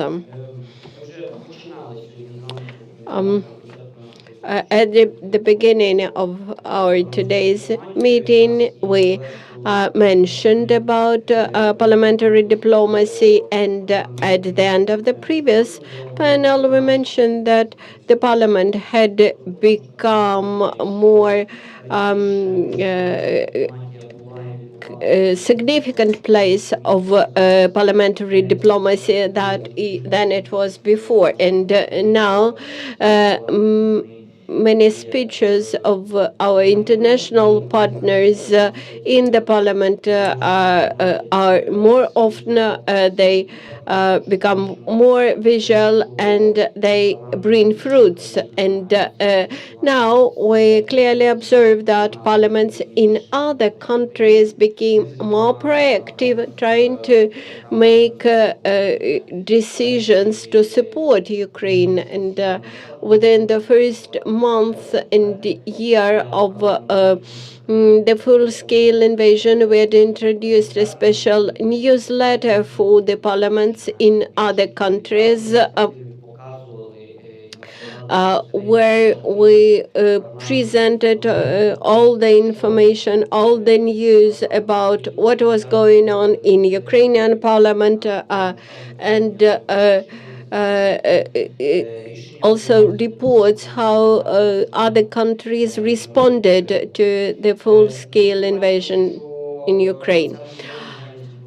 And today, we clearly see that foreign relations activity continues not only at the level of the Ministry of Foreign Affairs, not only at the level of the presidential office, but also at the level of parliament. And now my question to structure our discussion: what were main achievements and what points for further growth do we have?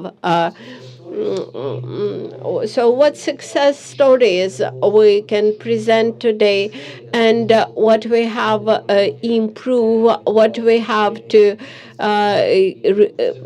remove from our everyday practices, what lessons we should learn. And for example, today we once again have clearly seen that we have to go to international arena and request insistently to close the sky over Ukraine and to protect our children, or maybe we shall make statements about genocide and seek for condemnation of these actions from the international community. So what are the lessons and what we have to do better? Ivana, the floor is yours, and then I will ask Vadim to contribute. Ivana, you have up to 5 minutes. Thank you for this opportunity. Thank you for this discussion, for this gathering today. I believe this will become one more step towards revival of our work and revival of our subjectivity. Today is a terrible day. For all of us, we once again had felt how vulnerable we are, and we once again have understood that we have to mobilize our international partners and seek for their support and shift from the strategy of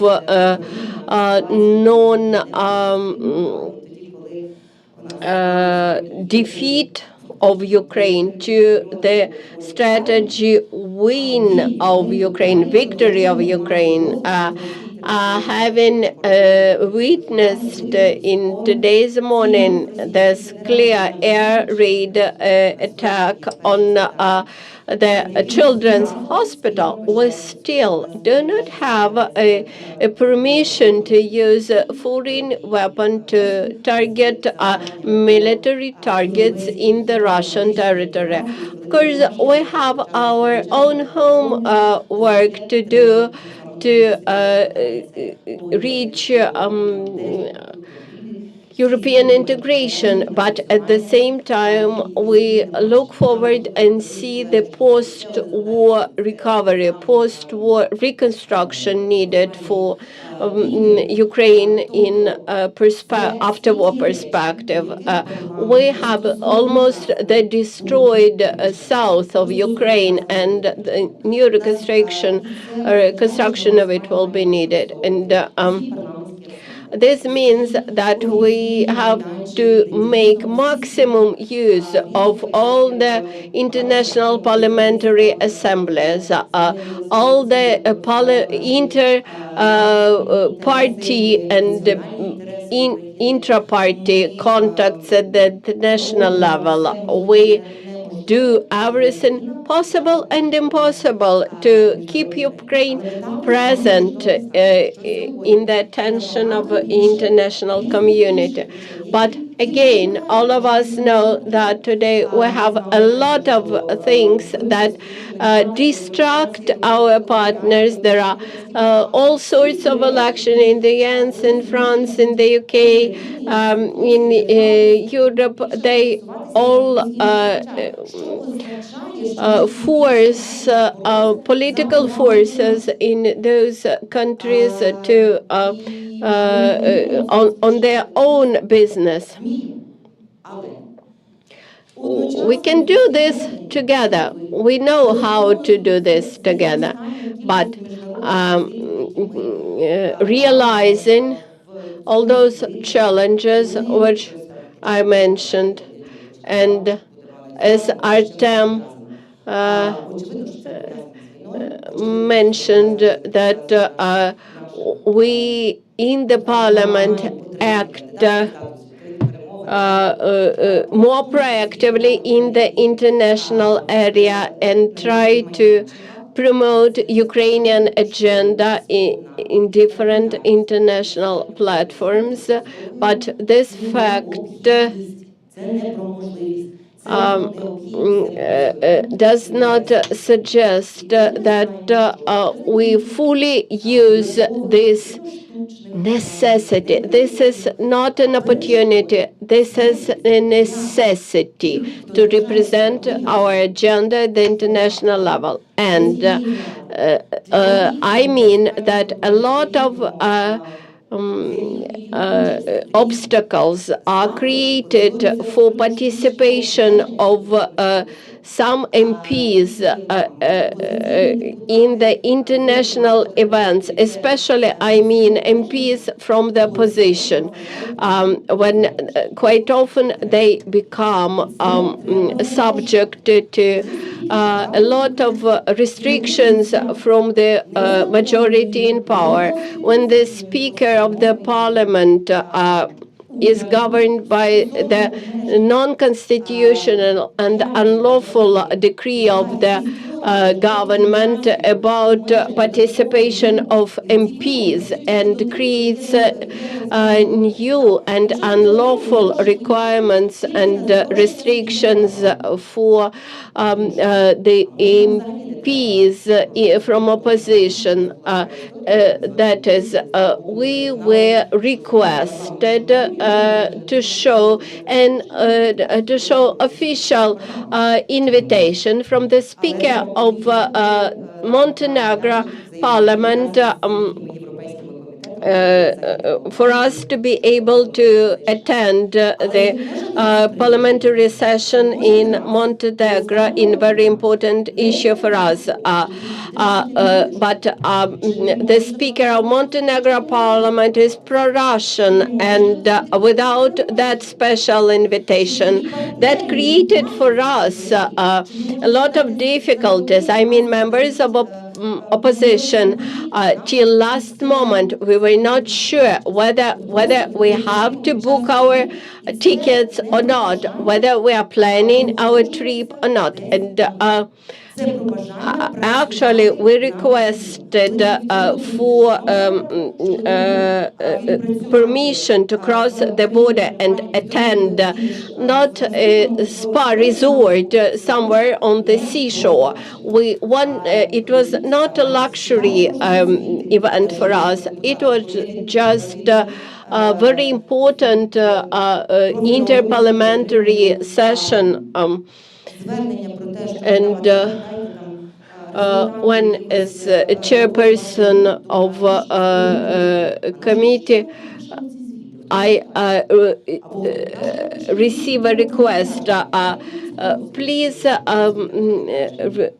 submit a report about interparliamentary visits of your committee members. Then I immediately ask myself a question, whether all my reports and reviews of our work were put aside and stayed without attention. And I believe that our intensive work abroad would improve our work inside Ukraine. Our further growth point is to put an end to these silly restrictions imposed on the opposition MPs. We have to work with Ukrainians abroad, and neither member of parliament has such opportunity. We have to start thinking how to bring Ukrainians back from Europe, and to be able to do that, we should be able to travel abroad as MPs. We believe that this is an attempt to monopolize international dialogue with the key partners on behalf of the ruling coalition, and we should use not only parliamentary assemblies, we should be able to use all the international fora.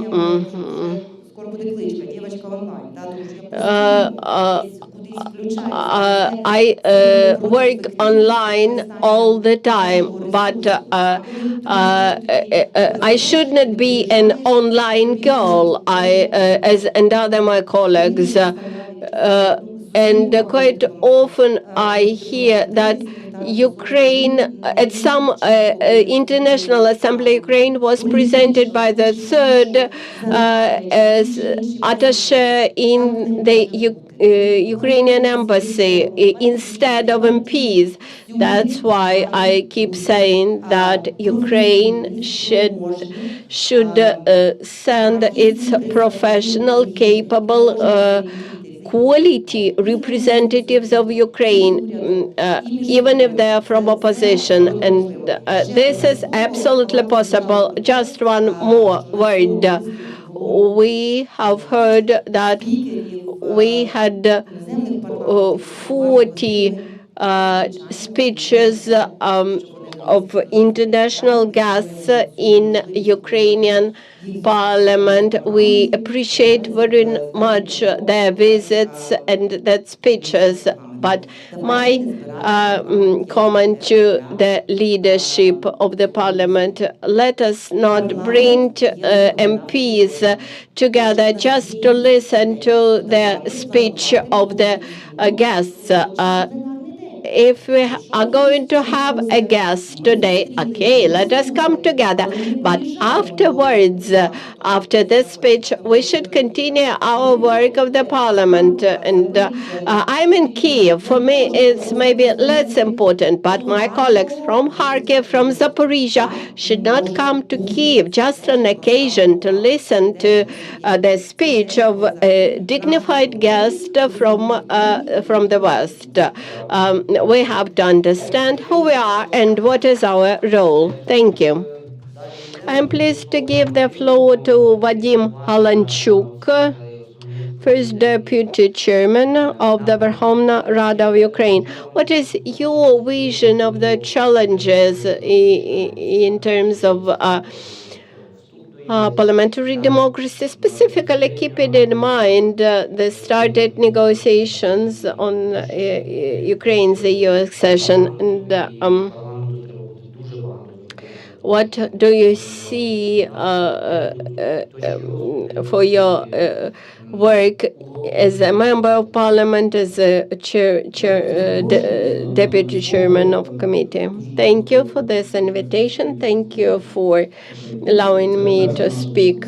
This is not our first discussion. We used to have such discussions in the past. I am an MP who is very loyal to the ruling coalition, and I also had big problems with tickets and did not know till the last moment whether I would go or not. Society was very much steered up with the facts when people, official figures, they went abroad and to the spa resorts, etc. And after several such cases, the parliament decided to bring them into some regulated basis and framework. And as a ruling faction, the servant of the people, which is the bigger faction, and maybe that's why we had the biggest number of such cases. And when we attempted to establish connections with Ukrainians abroad, we found out that many MPs who were trying to do that, they wanted to visit their family members, friends in those countries, etc. Having seen many such cases, we decided that we should bring this into some limits and frames, and do not allow MPs to travel just for fun. Because majority of the MPs, well, you mentioned some of the surveys. Yes, I get myself familiarized with those surveys. Yes, I attended the conference, I met somebody, I had a conversation with somebody. But what is very difficult to explain, it's very difficult to explain how the results of that meeting bring something new for the voters. I agree with the fact that, there is still a pretty large room for the improvement. And I believe those delegations who work officially, they do not experience this kind of problems. So from time to time, there is an issue: who should go, who should attend this or that conference, the cost of Verkhovna Rada of Ukraine. We have the delegation, for example, 12 or 18 members of the parliament, the members of the delegation. Do we need to have 18 members of the parliament at the team of the delegation? It's a little bit costly, you see. So that's why let's be modest in expressing our desires. As far as achievements are concerned, I believe, in my opinion, one of the major achievements is that people started to listen to us, started to listen to our opinion and our ideas and our requests and our recommendations. We very often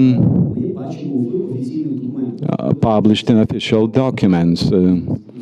Especially, I'm referring to different European institutions. We work closely with the European Parliament, and when the resolutions of European Parliament were prepared on Ukraine, then before this kind of resolution is adopted by the European Parliament, we have the opportunity to hold the consultations with our colleagues from the European Parliament and participate in those consultations and discuss what kind of provisions should be included in specific draft resolutions. Well, you see, people not only want to help us, want to assist us, but they treat us as partners, as the future members of the European Union, the opinion of which and the position of which is very important, it should be considered. Well, main points for growth, it was mentioned before, the negotiation. That is a correct, actually, understanding, because Верховна Рада participates in the negotiation. The chairperson of Верховна Рада also participates actually in negotiations. And as far as the negotiation issue is concerned, we could see that a lot of things depend on Верховна Рада and whether we fulfill our duties successfully. And of course, certain requirements are being imposed on us and our work. First of all, those requirements has to do with the adoption of specific laws, and Верховна Rada managed to demonstrate its capability to adopt proper laws, and we will see the growing amount of those requirements for Верховна Rada. But we need to be skilled. We need to have appropriate amount of skills to demonstrate the people that we work efficiently, because as our European colleagues used to say, you don't have negotiations. You've been presented with certain conditions and you accept those conditions, but you always have the rule for rollback, and you can hold those negotiations successfully in order to present yourself, to present your role as a very important political role, because when we speak about the adoption, implementation of the European legislation, it also encompasses different technological and technical issues. And our task is to be involved in this process in order to perform this double task, because on the one hand we want to move rapidly, we want to move forward very rapidly and very quickly and finish these negotiations as soon as possible in order to initiate the accession process as soon as possible. But we also understand quite well that in many areas, for example, in the agricultural sector, we cannot meet all the requirements of the European Union. Because if we meet all the requirements immediately, then we elevate the level of risk for Ukrainian businesses and agricultural sector as such. So those points of growth mean actual more involvement of the Ukrainian parliament in the negotiations. And in order to make ourselves visible, so to noticeable, and in order to consider our opinion. This is all what I wanted to say. Well, thank you very much for your intervention. In USA program, we also try to promote the interparliamentary diplomacy. I mentioned already our information support that was provided during the first months of the invasion. I would like to give the floor to Mr. Igor, who is strategic advisor of the program and who will tell you a few words about the institutional capabilities, capacity building, and how the program will be able to help you in order to reinforce and strengthen this parliamentary diplomacy. Because I mentioned, I will tell you once again that we have two main vectors of our work. Our victory in this war, and the second major important direction of development is the accession to the European Union. And the tasks ahead of us are very difficult ones, difficult in terms of times, in terms of energy, in terms of a certain level of expertise.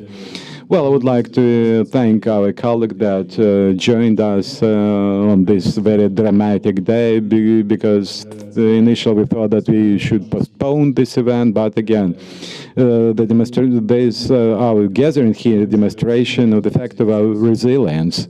I would like to express my gratitude to all the participants of this discussion, to all the participants of the panel discussion for making very constructive remarks, for this is a very important fact that demonstrates the high level of evaluation of this discussion. because it also demonstrates the status of the development of the parliament as a key institution for the development of democracy, for public representation, for the process of the European integration. Today I want to speak not more about the work conditions. Work conditions is a rather complicated issue. It is rather complicated issues for the parliament itself. But today we should speak that we have a very specific task, a task which is to create favorable conditions for Ukraine to become the full-fledged member of the European Union. Such a window of opportunities is not always open, and we need to do our best in order to build up a political consensus in the parliament on this issue.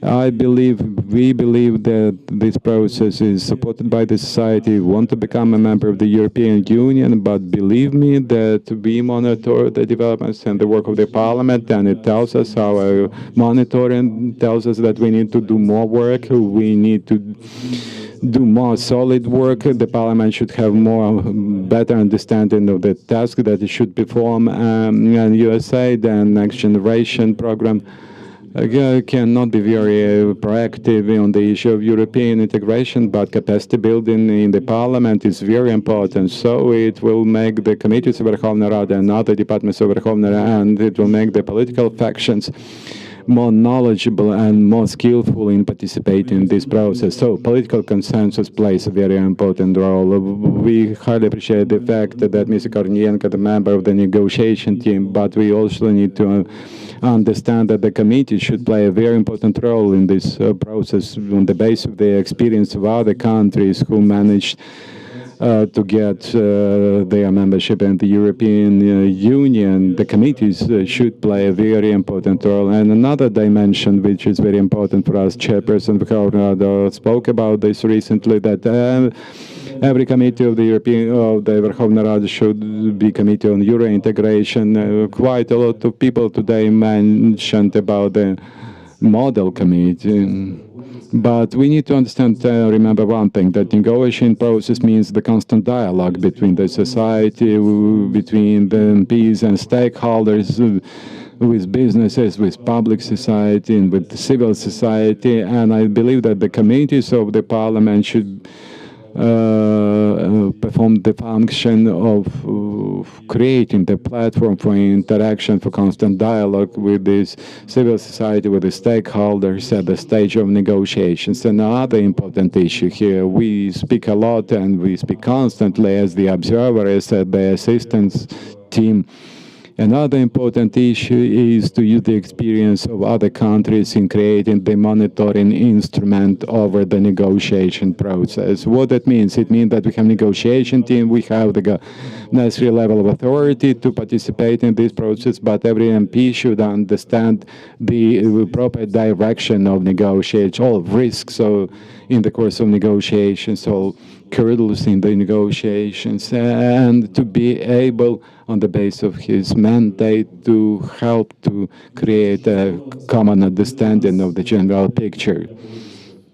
I agree that every member of the parliament is a kind of parliamentary diplomat. He should be, or she should be, a diplomat, but I believe it is also very important to develop the communication strategy for the parliament. On March 29, we held a very important and interesting discussion with the deputies with the members of the parliament, and members of the parliament were asking us, what should I tell my voters, what kind of information should I deliver to my voters, and it doesn't really matter how it would be called. It will be a parliamentary service, it will be a kind of information service that will help the members of the parliament to present those pieces of information, actually, that can be later on handed over to the voters.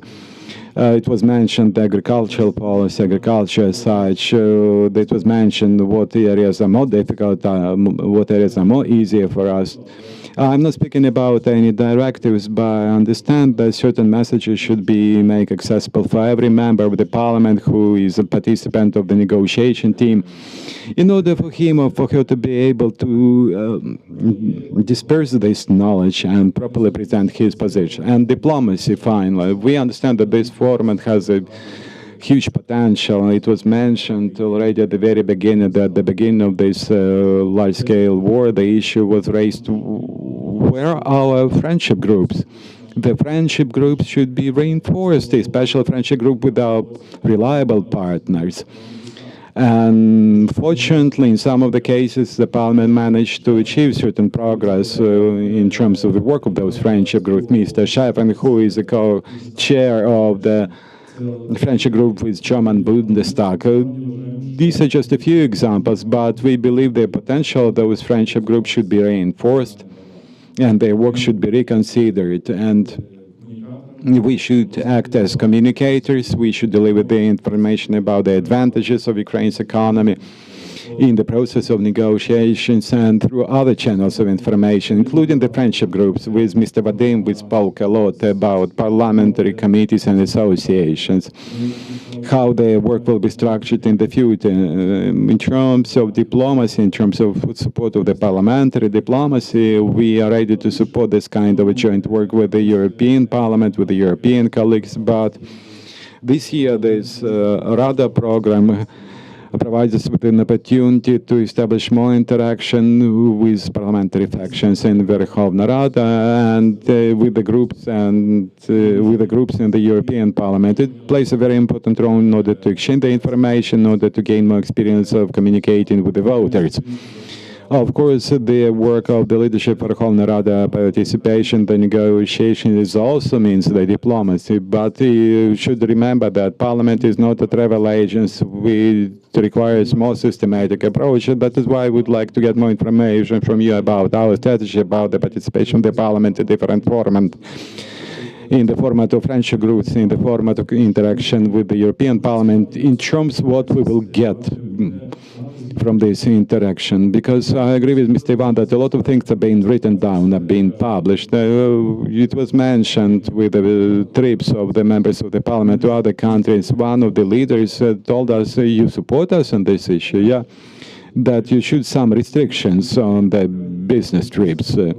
Well, I immediately accessed the website of Congress of the United States, and all the registries were open. All the reports of the members of the Congress are published there, and all the people, all the voters can get the information how the taxes paid by the Parliament, by the members of the Congress, how the money were used by the members of Congress. It is one of the possible solutions of this problem. So not only to provide the directives, but actually to publicly disperse the information about the results of the negotiation, about the expenses for the trips, and so on and so forth. And we perfectly understand today that we have certain budget limitations, serious budget limitations today.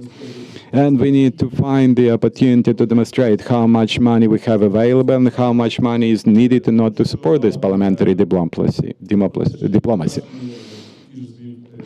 And that is why I would like to express my word of gratefulness to the parliamentarians from Germany who supported Ukraine in the European Parliament. You see, it is one of the examples of the efficient interaction between the work of two parliaments, and we managed to get the support to the video of the chairperson of Verkhovna Rada, Mr. Stefanchuk.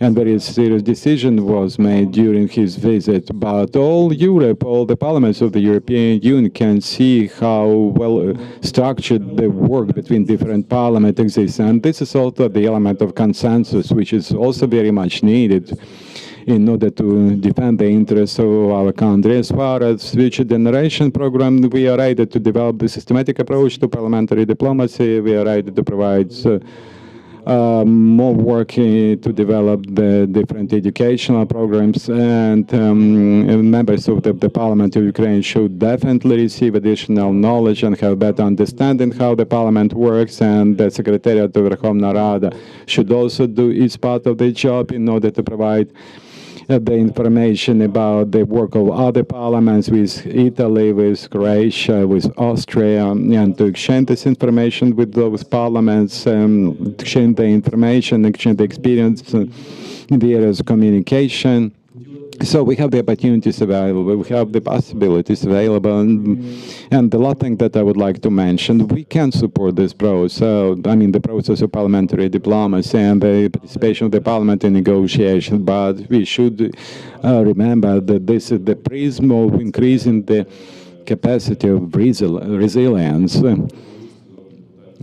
Because this is the approach that should be used in order to make the efficient work of our members of the parliament, different assemblies, in different forums, in different conferences, regardless whether it's parliamentary assembly, whether it's European level, local level, it all exists and the system exists and accountability should be established.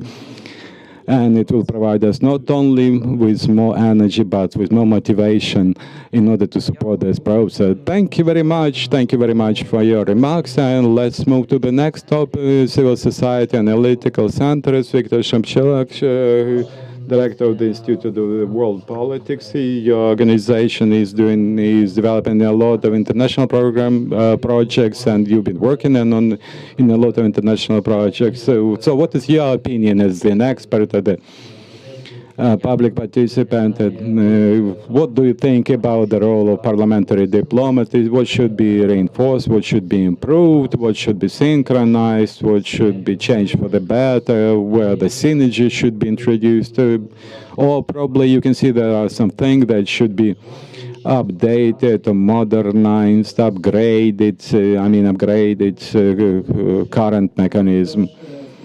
Thank you very much for inviting me to participate in this session. It is very good that we have a chance to discuss these problems in this room, because I do not remember that during past 2 years, that members of the parliament who used to make business trips abroad, they had some kind of discussions in defending the interests of Ukraine. And this, it was truly sad when deputies from one faction use the same language. It is very good. But the question is absolutely different, whether we have the coordination between the bodies of self-government in general context of this word. Because I got the impression, I got the feeling, I would like to apologize for this, making this kind of a comparison, but I believe I have the impression that the Ministry of Foreign Affairs, together with the committees, they're doing absolutely different things. Ministry is doing one thing, committees are doing absolutely different things, because very often I experienced a situation when members of the parliament went together with the delegation of the Ministry of Foreign Affairs, but they've been doing something extra, something not absolutely related to the purpose of the visit of the Ministry of Foreign Affairs. I would like to remind you the Ministry of Foreign Affairs is supposed to be accountable to the Parliament. But again, this is the point of subjectivity. I do not, my remarks will be rather short, but they will include very simple recommendation. Quite a lot of people know that for a number of years I've been dealing with the issue of specific people being appointed on the positions of the ambassadors.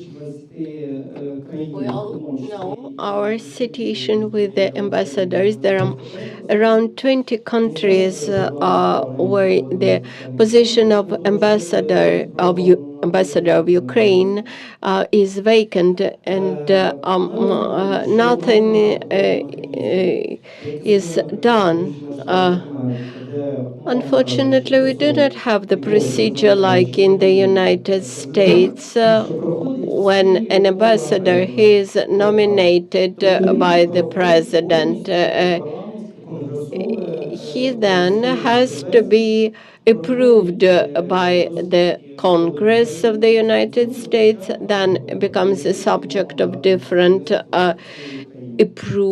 approvals, and only after all that procedure he becomes an ambassador in the foreign country.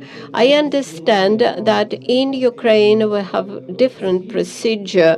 The president has the genuine right to appoint ambassadors, and nobody tries to deprive him from this right. But we believe that he should organize preliminary consultations with the parliament before nominating a candidate to become ambassador. And I think we should look at several options how this could be achieved. When changing the constitution, it's not an option, but we may add that Minister of Foreign Affairs, upon coordination with the Parliamentary Committee, recommends or nominates a candidate to the ambassador. Alternative option that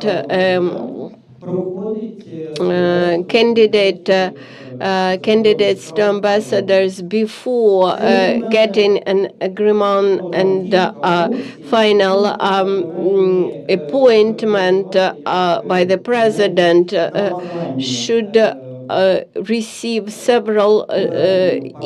should have several interviews in the parliament, and I think that will bring back subjectivity to the parliament in this role of appointing ambassadors, because I believe that is very bad when the parliamentary committee is totally unaware. It's a shame when we do not know the names of nominated ambassadors. It's a shame when we see that MPs are rejected in going abroad.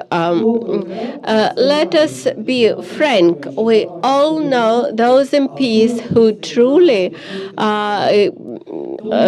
carry out diplomatic work abroad, and those who go abroad just to visit Thailand. And I think that could be easily brought into proper order. Now, I would like to give the floor to Mr. Igor Kalyushka, head of the board, the Center for Policy and Legal Reform. For many years now, your center has been dealing with improving procedures in public administration, cooperation between different governmental agencies. What do you think about strengthening interparliamentary democracy? How do you think, whether any coordination between the government agencies exists, and whether it's true that multiple institutions in this area, they create havoc instead of bringing all that into one powerful stream of diplomatic work. So what do you think about all that?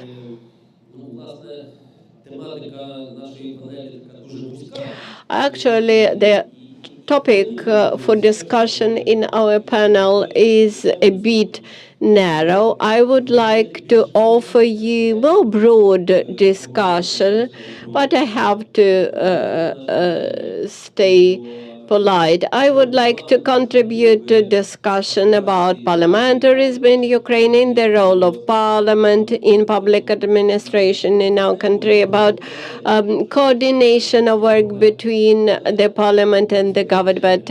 I have a word to say about all of that, but still I will try to remain in the frames that were set for me. But before doing that, I would like to offer two remarks. One is positive and the second is negative. Having listened to those discussions about openness, about website, I caught myself on a thought that some 25 years ago the draft laws were considered to be the documents for internal circulation in the Verkhovna Rada. They were prohibited for publishing unless they are fully passed. And when back in 1998, as a member of parliament, I authorized my assistant to publicize the draft laws on the open website, I immediately was invited to Alexander Tkachenko, the Speaker of the Verkhovna Rada. I witnessed visits from the security service of Ukraine who asked me what I was doing, and only members of parliament status protected me. And then a bit later, since 2002, officially the website of Verkhovna Rada started to post the draft laws on the website. And now we know how the reserve copy in iCloud was born. This was a comment, positive comment about openness. Now about a negative comment. Many civil society experts keep saying that we will reach success in the Euro integration because we have civil society, which is very proactive. But when civil society have no access to the sessions of parliamentary committees, etc., we simply have no access to all your discussions. We have available funding from sponsors organization. We have a lot of resources, including expert resources, but we have no access at this stage of discussions around the draft law.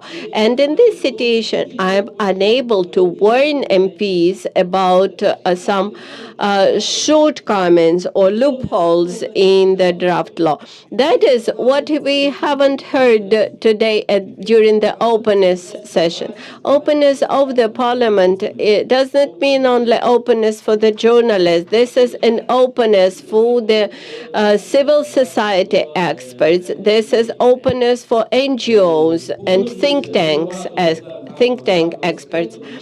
I agree that much useful was said today. I do not want to duplicate that information. I would like to suggest something new.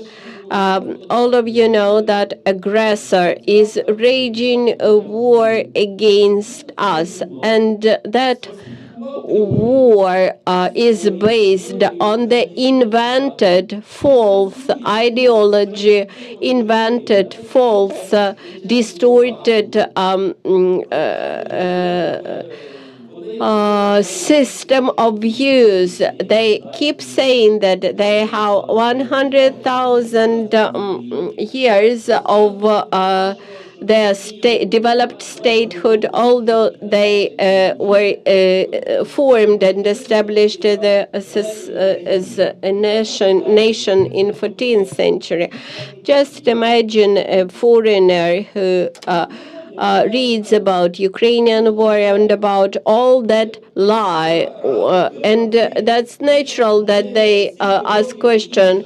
Why you are fighting, why you do not surrender, because you are brothers to Russians. And especially we hear this more often when we meet people who live far from Europe. Of course, we do not have these resources of the same strength as Russian propaganda. We do not have historians in Ukraine who can gather people like Timothy Snyder and a couple of others. But when Ukrainian members of parliament go abroad, a big audience gathers to listen to them, and they have to become beacons, bringing truth to the international community about Russia, about Nazism of Russia, about their false ideology, and not using that opportunity, we waste a lot of effort. Of course, our friendship group, our parliamentary friendship groups should organize that work. And actually, this won't require money, because quite often MPs are invited on the account of the host country, which invites them as a friendship group. That is what I wanted to add in the area of parliamentary diplomacy. Dear colleagues, now I think it's a time to Q&A session, and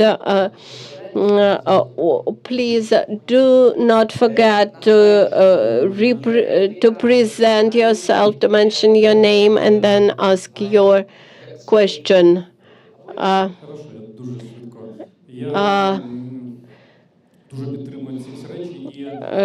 am very supportive to what I have heard today. Ukraine has joined the initiative of 3 Cs. I am an CEO of that initiative, and we have established interparliamentary interparliamentary section, and I would like to say that this 3 Cs initiative is a first step towards interparliamentary union of those countries, and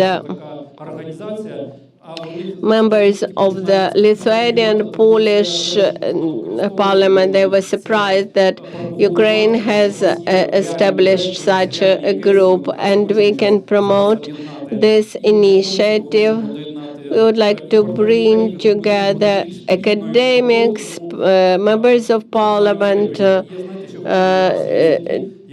to promote this work further.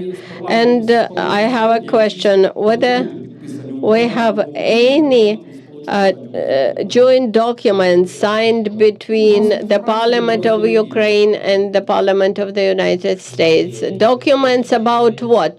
About cooperation, for example. Who would like to answer?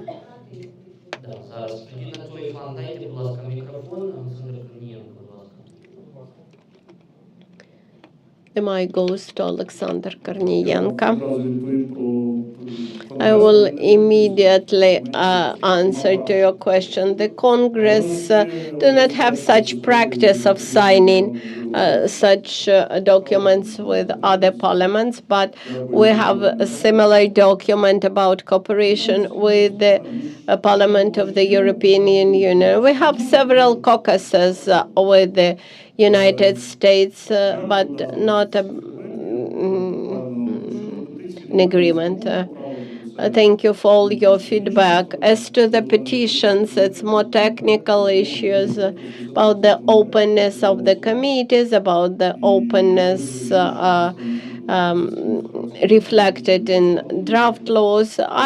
This is more complicated, but this could be done. And it is very good when there is broad support for such draft laws and initiatives to amend them. Having heard criticism about friendship groups, I can tell you that groups of friendship with France, with Germany, with Baltic countries, they are very powerful. Estonian group of friendship is very powerful, and Ukrainian MPs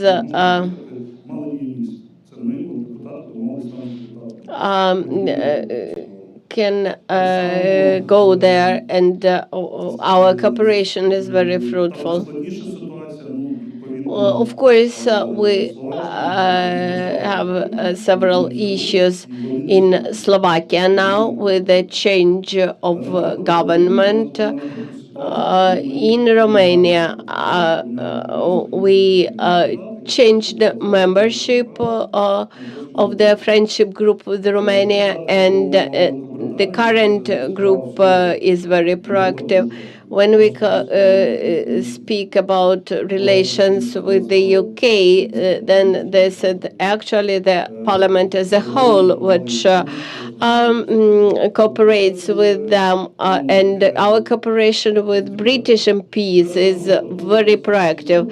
Whether we need a friendship group of friendship with Luxembourg, it exists. This is Maria Bezentseva who chairs it, but let's say openly that except the contacts at the top level, we do not need much cooperation. We do not need much connections with them. More attention should be given to the countries of global South. We have issues with the global South countries, and in some of them, they have rather specific activities in the parliament, but we maintain relations with those countries where parliaments are more proactive, in Latin America, in India. In order to establish a group of friendship in any country, you need to find people to whom Ukraine is interesting and is important, like in Brazil now. When we think about Africa,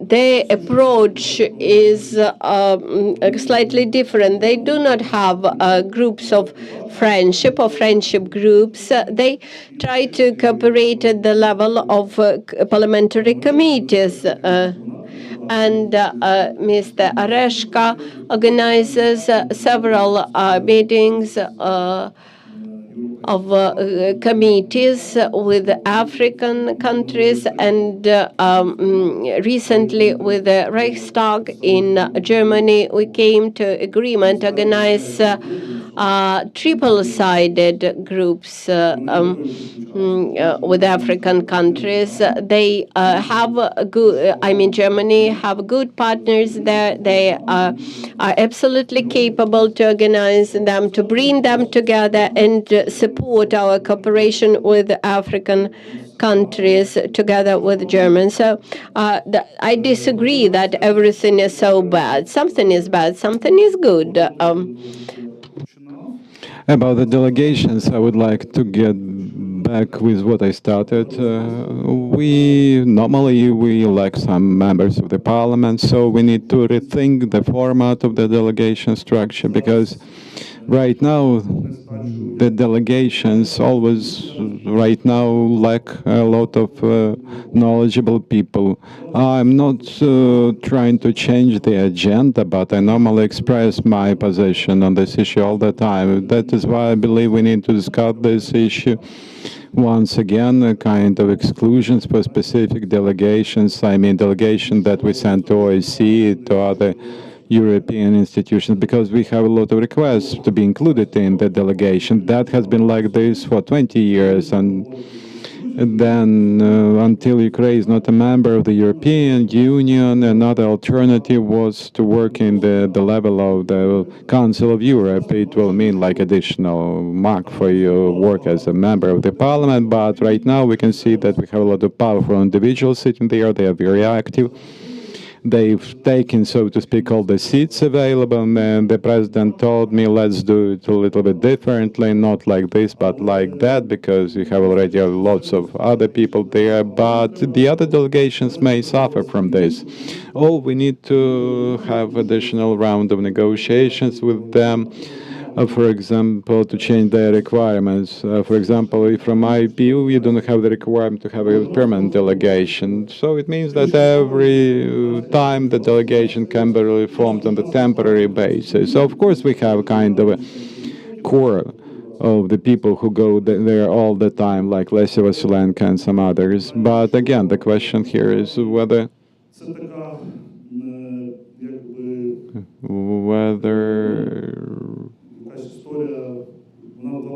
this format can be changed or cannot be changed. We do not have so many members of the parliament who can be involved in parliamentary diplomacy. We have factions where we have, in terms of percentage, more people experienced in this area, people at least who stand ready to be involved in this work, who are English-speaking individuals. I will not give you any last names, but I will give you the following example. So we entered the assembly of Francophonia parliaments, and right now we conduct the negotiation together with Portuguese to get the seat of the observer, and we have several individuals who speak French. I mean, among the members of our parliament. Unfortunately, Portuguese language cannot be spoken by anyone among the members of the parliament. They can use some, so to speak, simplified Portuguese, but cannot speak properly. Well, 20 words is 20 words, not more than 20 words, but the position of the Francophonia Assembly is not to provide the translation into English. In Portugal, it is a little bit simpler, but again, this is kind of a challenge. So I'm not saying that parliamentarians should be only the people who speak French, actually, or should be voted only those people who speak French. But in terms of capabilities, capacities, Mr. Igor, I will ask you about this. The international direction of our work should be reinforced. I know that you've been working on this issue for a long time, and we are very grateful for your job. And a few remarks about the European integration. I can tell you that we are at the very beginning of this process, yes. We finished one process, we completed one process, but the next process will not be a replica of the previous one, because we don't have like some requirements. This work should be done by December 1st or something like that. No, not anymore. That is why it means that the future work will be very difficult. We are pricing one. And Mr. Igor mentioned here a few words about that. Is why I would rather speak about accountability, about the control, about monitoring our work. And our colleagues used to tell us about different models. For example, you receive the political task for the negotiations team, then you should get it approved by the parliament. We have factions and groups and different committees in our parliament. Oh, there is a specific body should be established, so politicians will understand at least what are negotiations about. I participated personally in the work of your committee on Euro integration, and before the governmental conference, the Vice Prime Minister, the Minister, together with his team and with her team, discussed specific topics with the committee, received feedback, and committee was responsible for providing the results of technical expertise. And Mr. Vadim, as the leader of that group of experts, was responsible for that. This is one of the options that can be used to move forward. And another option, the Parliament can provide this staff, staff for 32 chapters. Well, we all understand that in total it will be about 50 staff members, but I also want to listen to the voice of our Secretariat.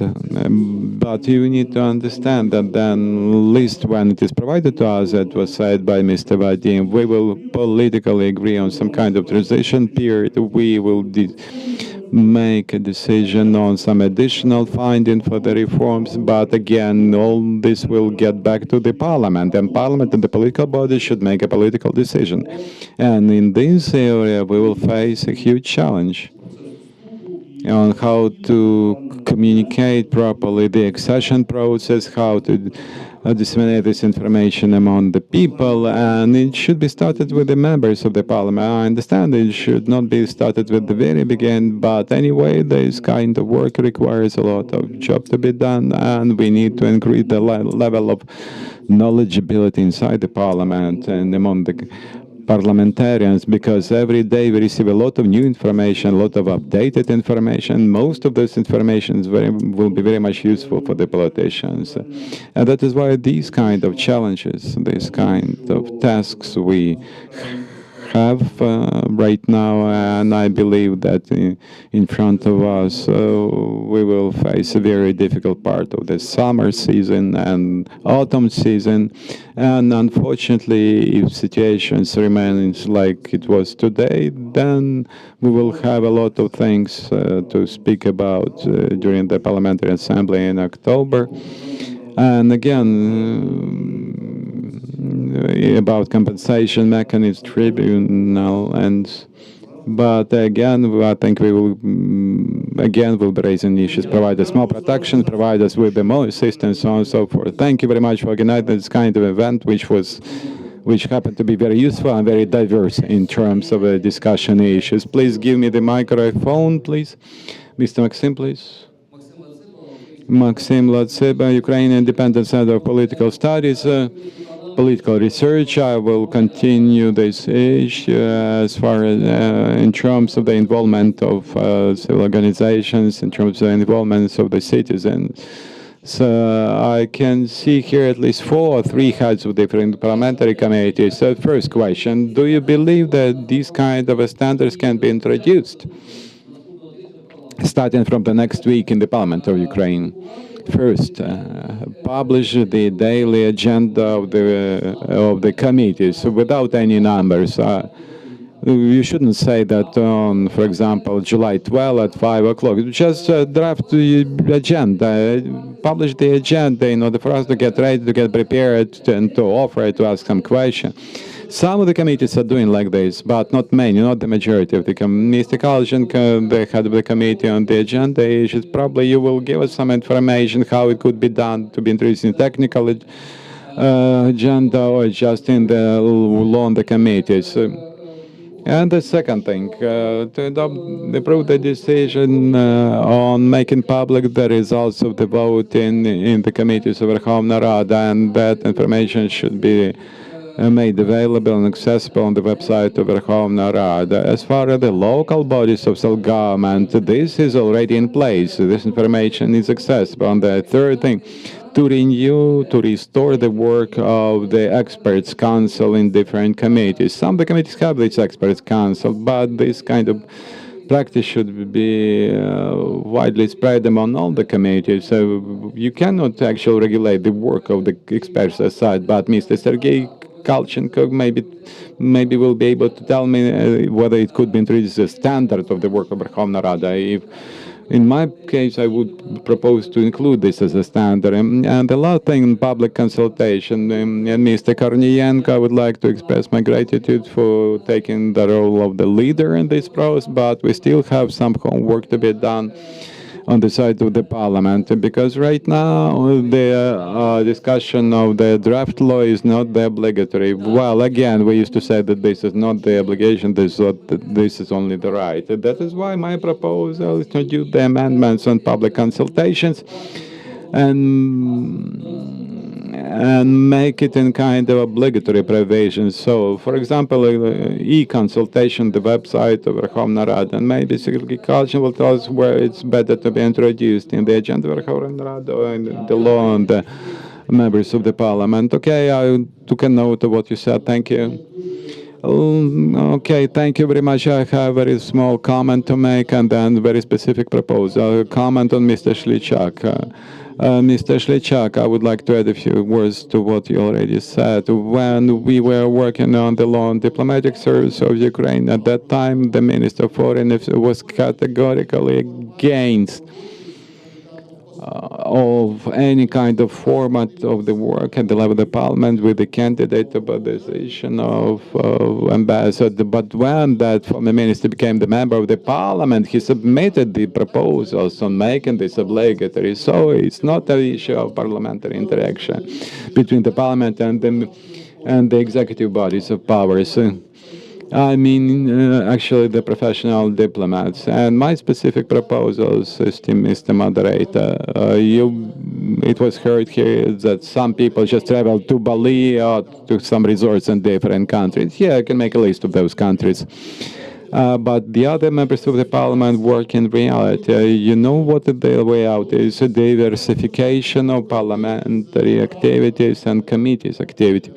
Because everybody understands why we have only 4 members in the Committee on the Freedom of Speech. And in the other committees have 33 members. And when people decide to join, when members of the parliament decide to join a specific committee, of course they would like to get something from this work. They would like to get some criteria that envisage that parliamentary diplomacy. This Committee on Foreign Affairs and European Integration, only the members of the parliament who are the members of these committees who should be the main subject of interparliamentary cooperation. But if a member of the parliament is dealing with the housing complex, then he has to deal with the housing complex. But if, for example, he is also the member of the friendship group, he may go to another country. So the way out, the solution to this problem is very simple. It depends very much on the position of the leadership of the Parliament of Ukraine. So the committee should be, and the work of the committee, performance of the committee, and authority should be clearly specified, and people should know exactly what they will get if they join this committee. Please, microphone. Introduce yourself, please. Natalia Bilak, I'm simultaneously the representative of public community, NGO.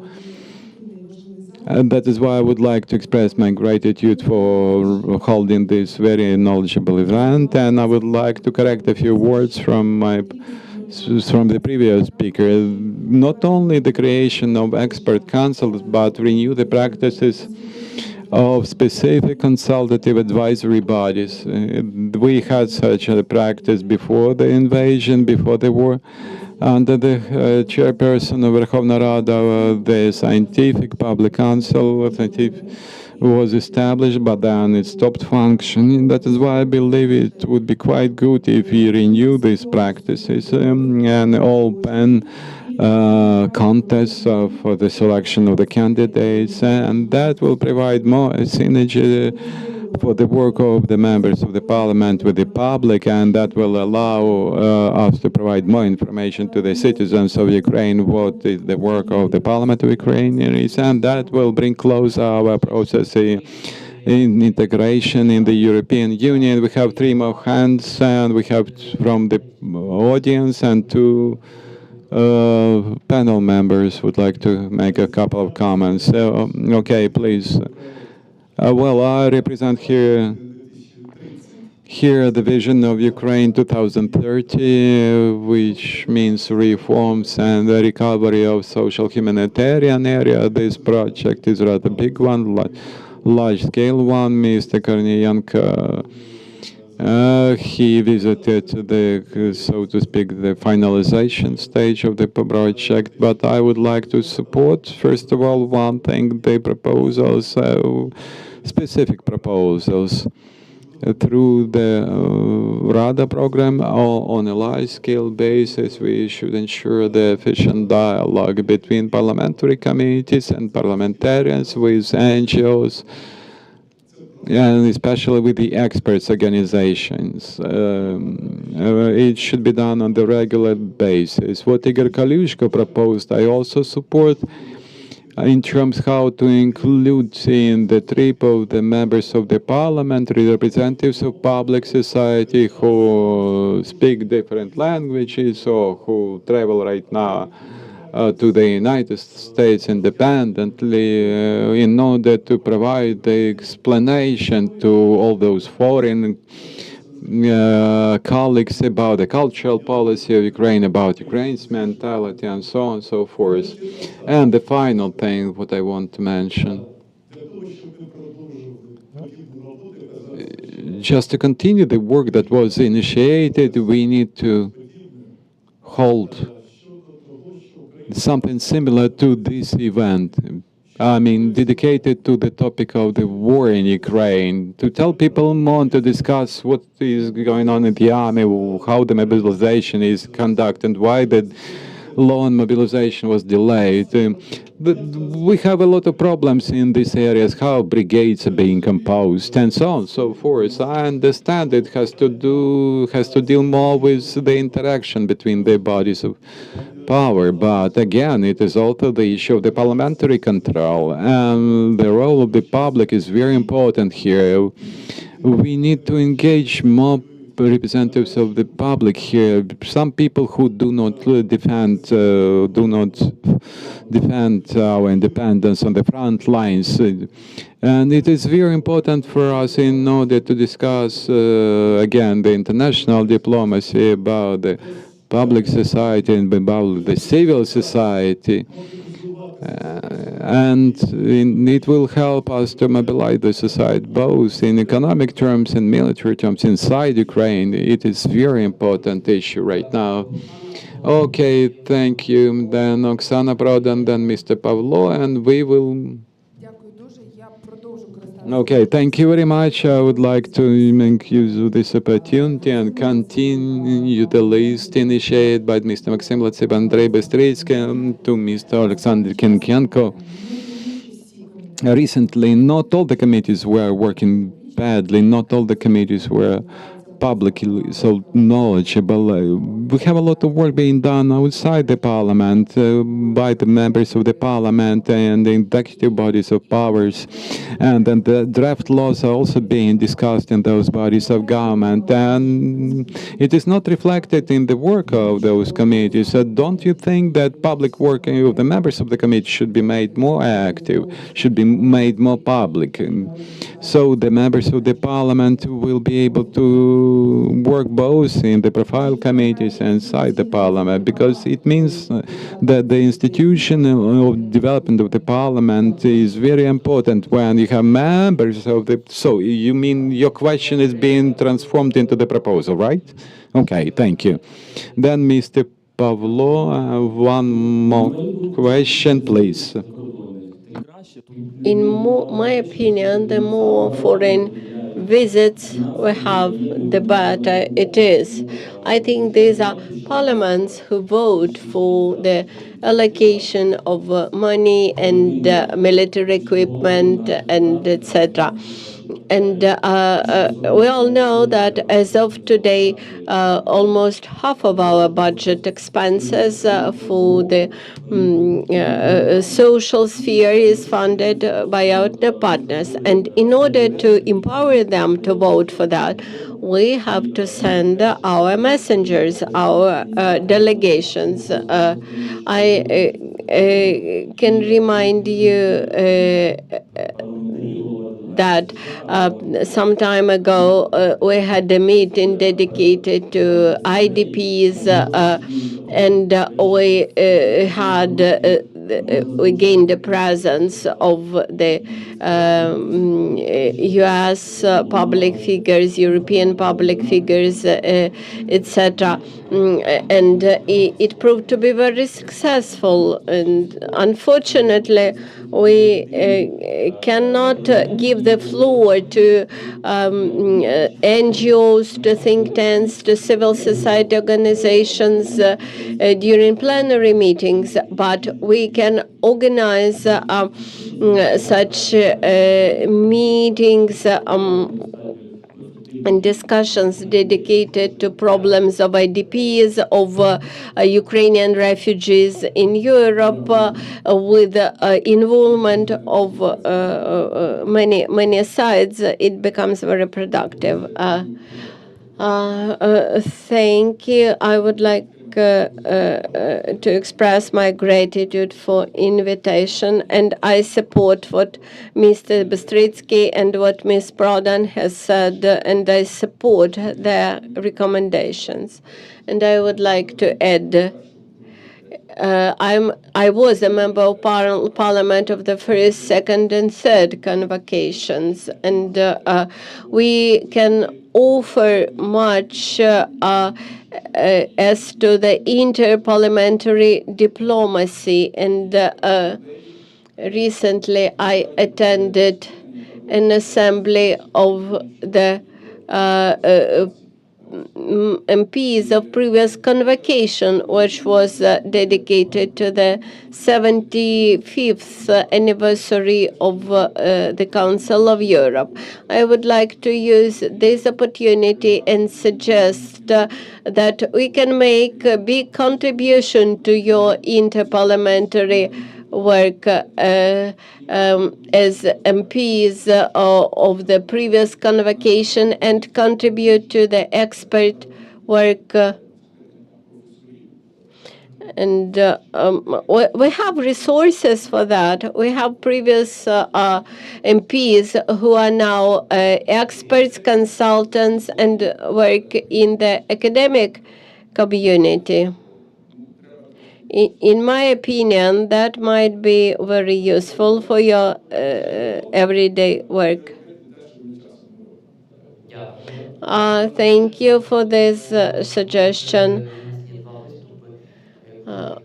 We have two short summaries from Ivana and from Igor. Thank you. I would like to respond. Our committee publishes its everyday reviews, and as for voting in the committees, I think this could be organized jointly. We have online committee sessions. You can watch our committee sessions in YouTube. We publish our agendas in advance. We cooperate with the civil society platform, Eastern Partnership platforms, etc. If you know somebody with whom we do not cooperate yet, please let me know. Because I see my role to involve as many experts as possible, and I encourage you to promote the increase of our secretariat staff in the Parliament.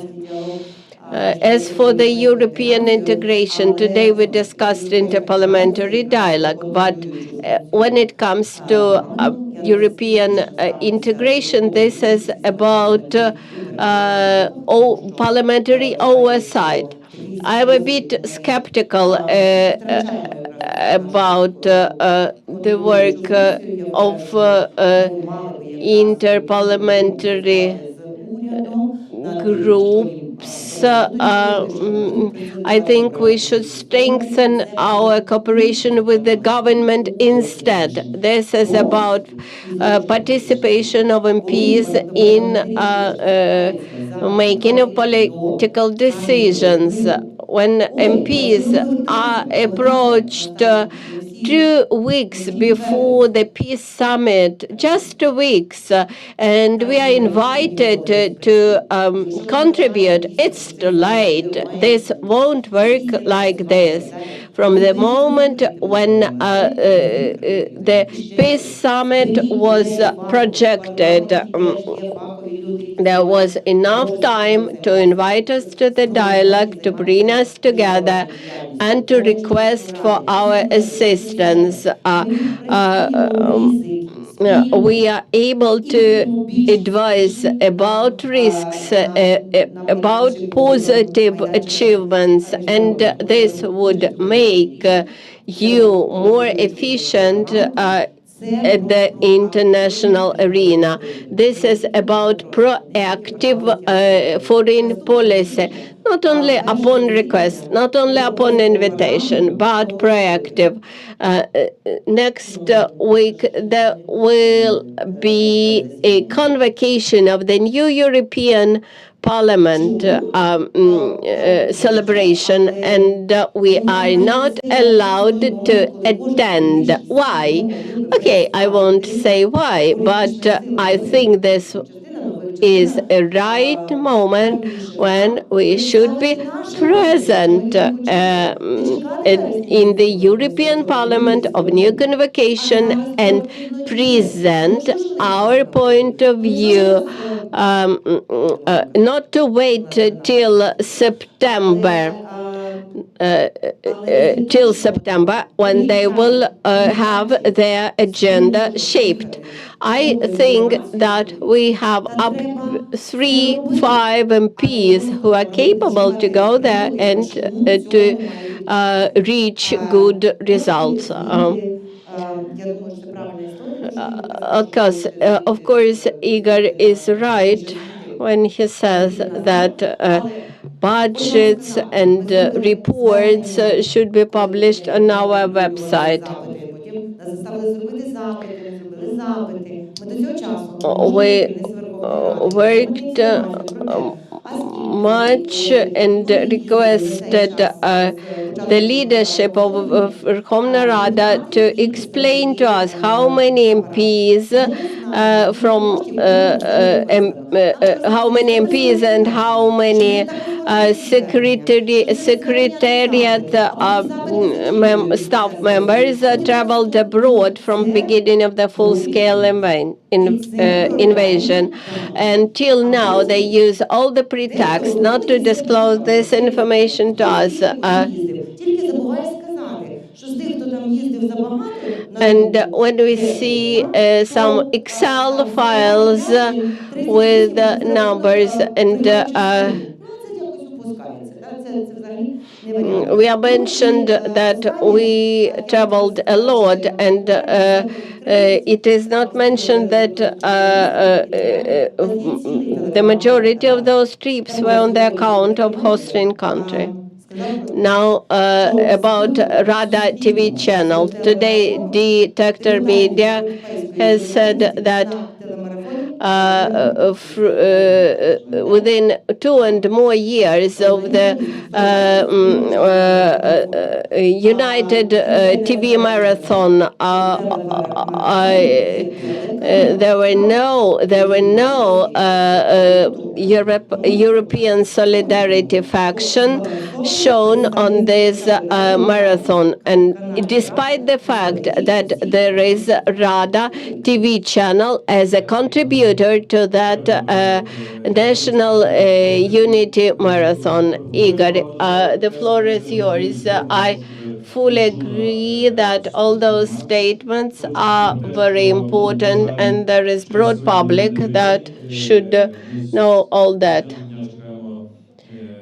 Today is a tough day, and in nearest future we expect a new communication strategy of the Parliament to be signed and approved. Because we believe that communication of the Parliament with broad public is important. We hope that this will be not a strategy of just informing society, but it will be a strategy of cooperating with the society and allowing contribution from society. Because we need feedback from society in many issues, in mobilization, in EU integration, And this is the mission of this parliament, to do everything possible and impossible to make its mission, EU accession mission, successful.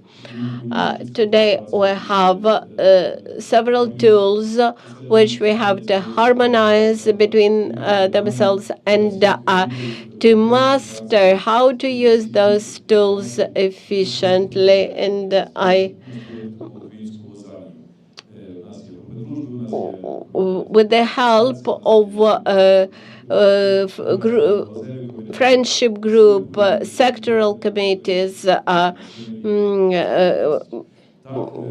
political factions, and we should make a proper mix of them and to strengthen our parliamentary diplomacy.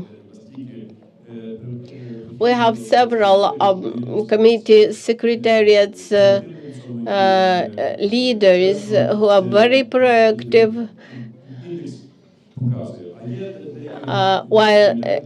while in some committees they are rather passive, and this position is not a right position in these tough times. In some committees, people simply do not understand why they should consider the broad public, why they need this openness, and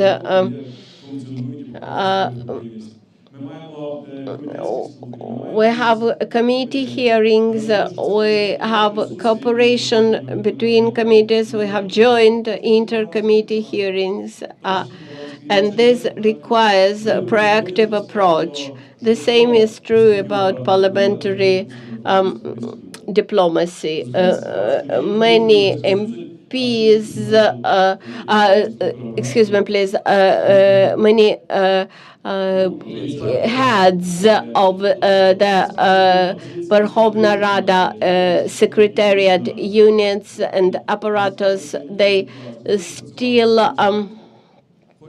attend the English language courses to master English language. I think it's a shame.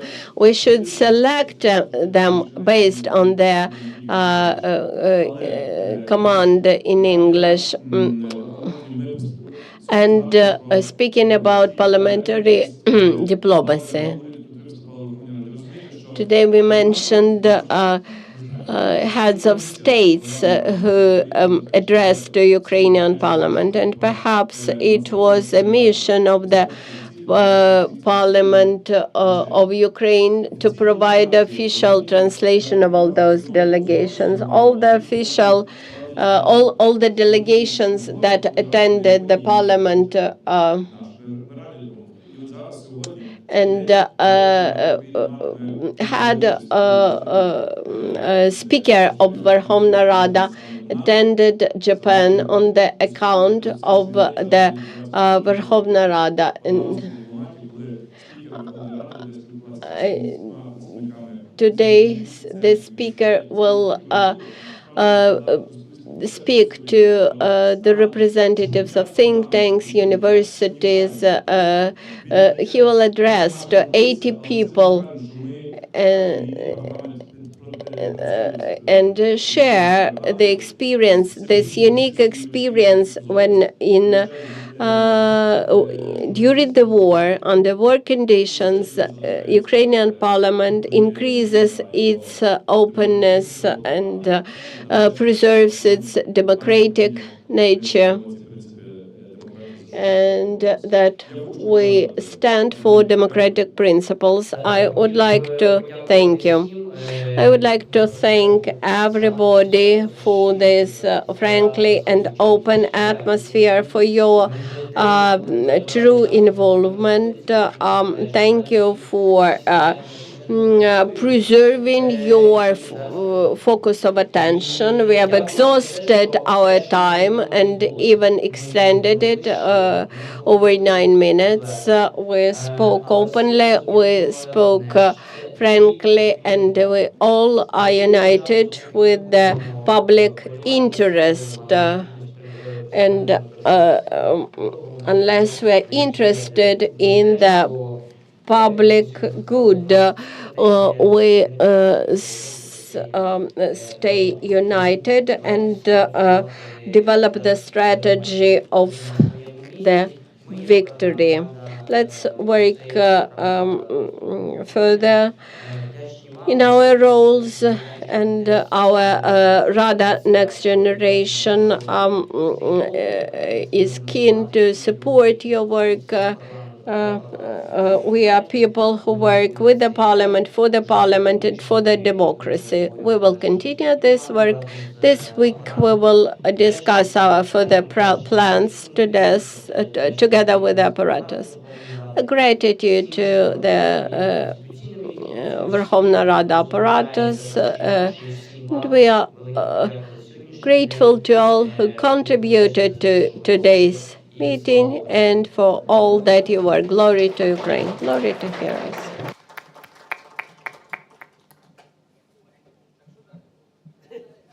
А зараз ми запрошуємо на неформальне спілкування між собою, тому що багато ще було нез'ясованих моментів, які ви можете з'ясувати в кулуарах і поговорити один з одним. Власне, це теж є одною з цілей наших заходів. Дякуємо вам.